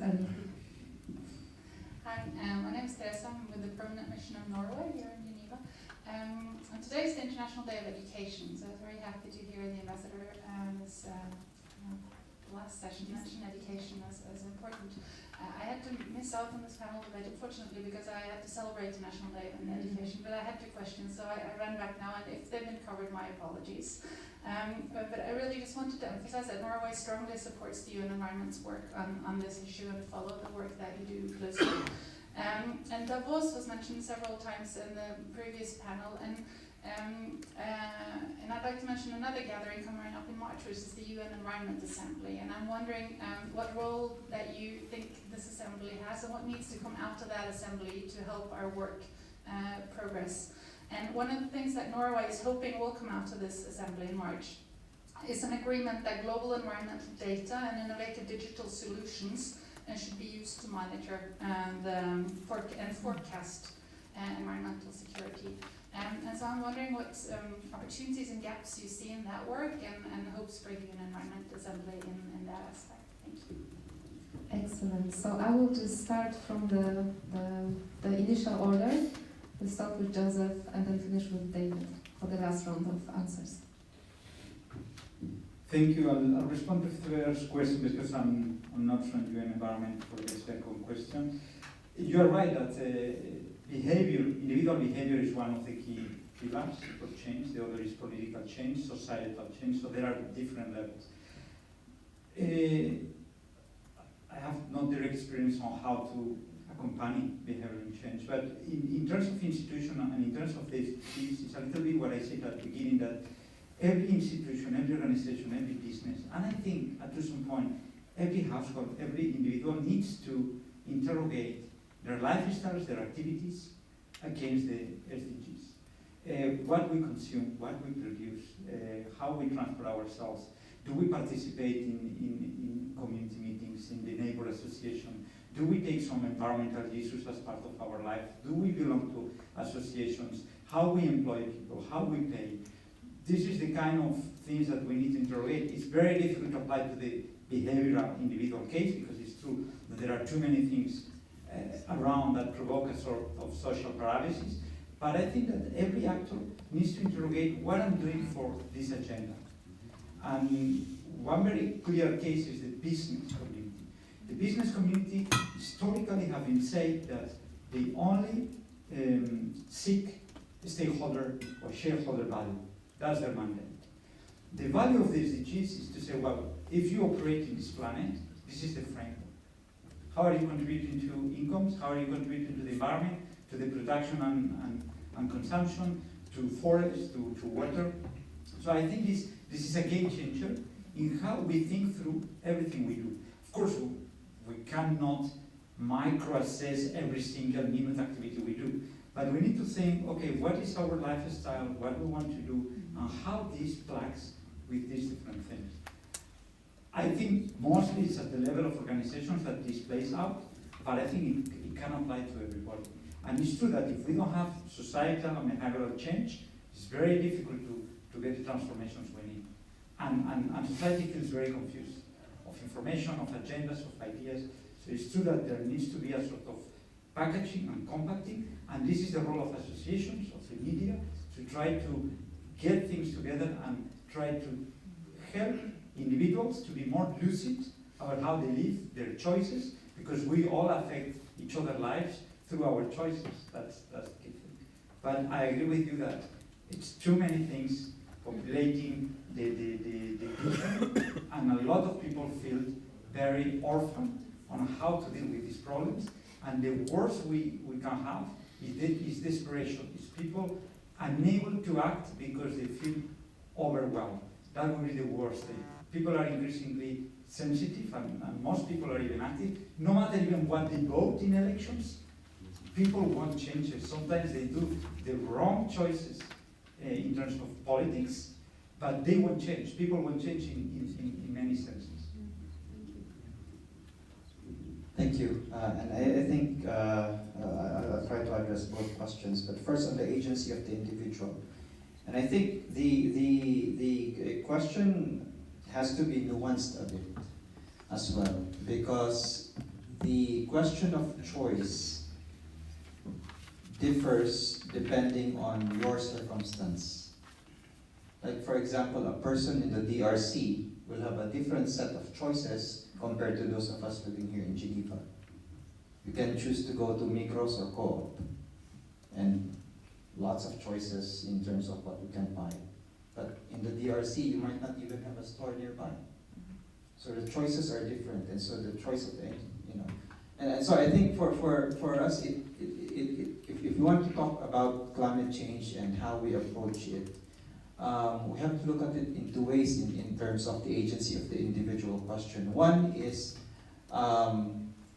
it possible in a differentiated manner in either developed, in a developing country context, LDC context, SIDS context, to create some kind of either regulated or guided choice mechanism.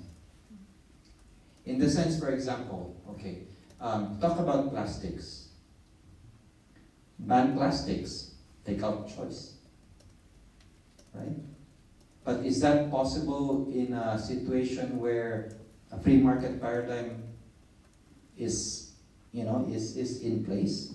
In which case, banning something which is not poisonous to you, but we know is poisonous to the environment, might be seen as going against a free market paradigm. So what I'm trying to say is that for a policy level approach towards limiting choice so that you push individual consumption patterns into certain desirable ways might be one way of looking at it. Which might mean, therefore, that you have to go and look at what kind of public governance mechanism you have in place. Because then this goes into the question of, is climate change, is the cause of climate change the impact of market mechanisms we have created, or is it the result of market failures? Because if it was the result of market failures, then the proper approach might be to have some kind of policy regulatory approach so that you deal with that market failure, in which case you start dealing with limiting choices. But then that goes again into another nexus issue, which is about what kind of political system do you have? Is your political system about limiting choices, or is it about expanding choice? And that goes again into the question of where is your development condition? Because for many developing countries, what we would say is we want to expand choice because we want to be able to provide a better standard of living where you can choose between a Toyota or a Volvo rather than having to choose between a rickshaw and a bicycle or walk. Even though long term that those three might actually be better for the environment. So those kinds of things I think have to be factored in when we talk about the agency of the individual, because it is not equal across societies when we talk about that. On the role of the UNEA, it's quite interesting that you raised that question, because was it last week where we had the first set of negotiations for this global pact on the environment that took place in Nairobi. And we had some questions from some of our member states on what do we think about it and what should be the role of UNEA. And then some others were asking, okay, what's the role of UNEA? And I think one of the things that we are picking up, at least from the constituency, is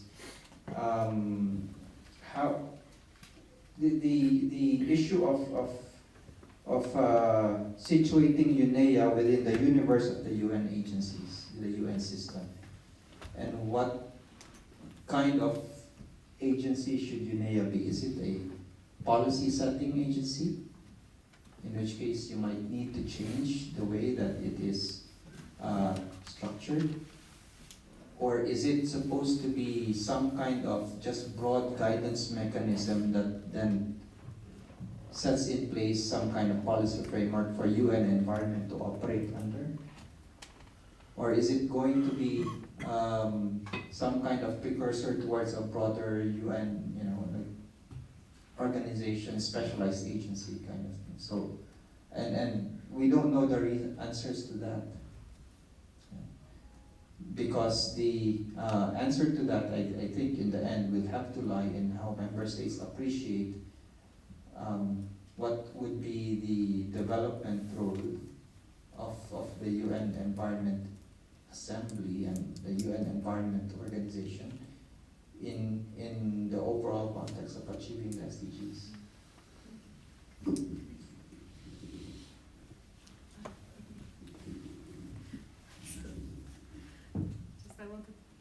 I want to say that we are approaching the end of the session, so I didn't want to keep you too long, so I will ask the last two speakers to shorten your answers, if you could, and then we'll have a short closing and finish on time. Hopefully, if we take 5 more minutes of your time, please forgive us.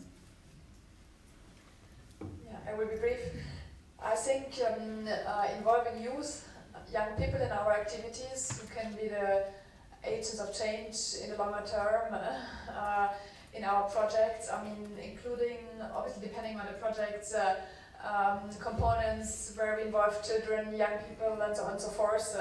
And then another area which we've not so much talked about is multipliers such as media.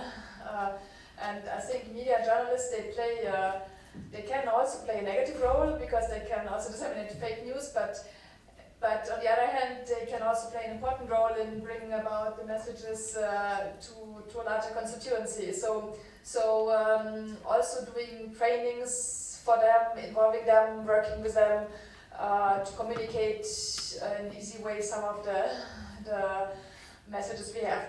Taking into account, obviously, the sensitivities, not in each process or event this is the right moment, but at some stage it can be useful to involve.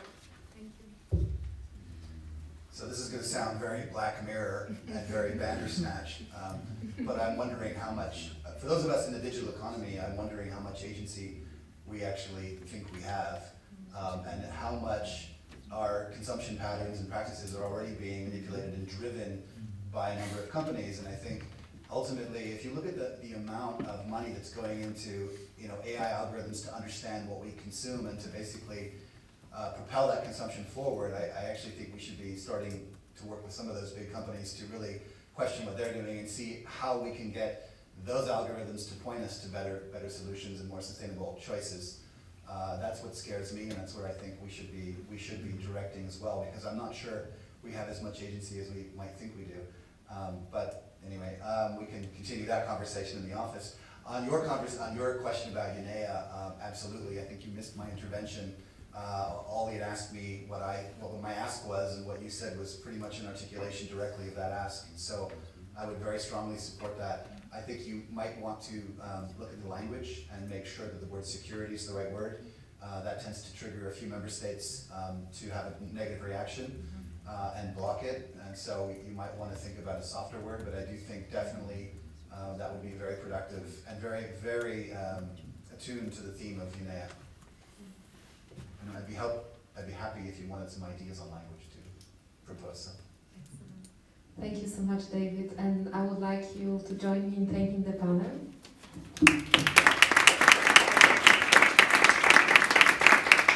For the time reason, I will ask you to stay here while we deliver some final notes, so I will invite now Hussein from the Environment Management Group. Thank you, Anna, and thank you very much, dear panelists, for very rich discussion. I'm now used to these types of intersectorial dialogues that helps us to go in details into these nexus areas. We always like that all issues relating to challenges of integrated decision making in the nexus areas, the trades-off that are there for policymakers, the opportunities that are there also for collaboration can be explored.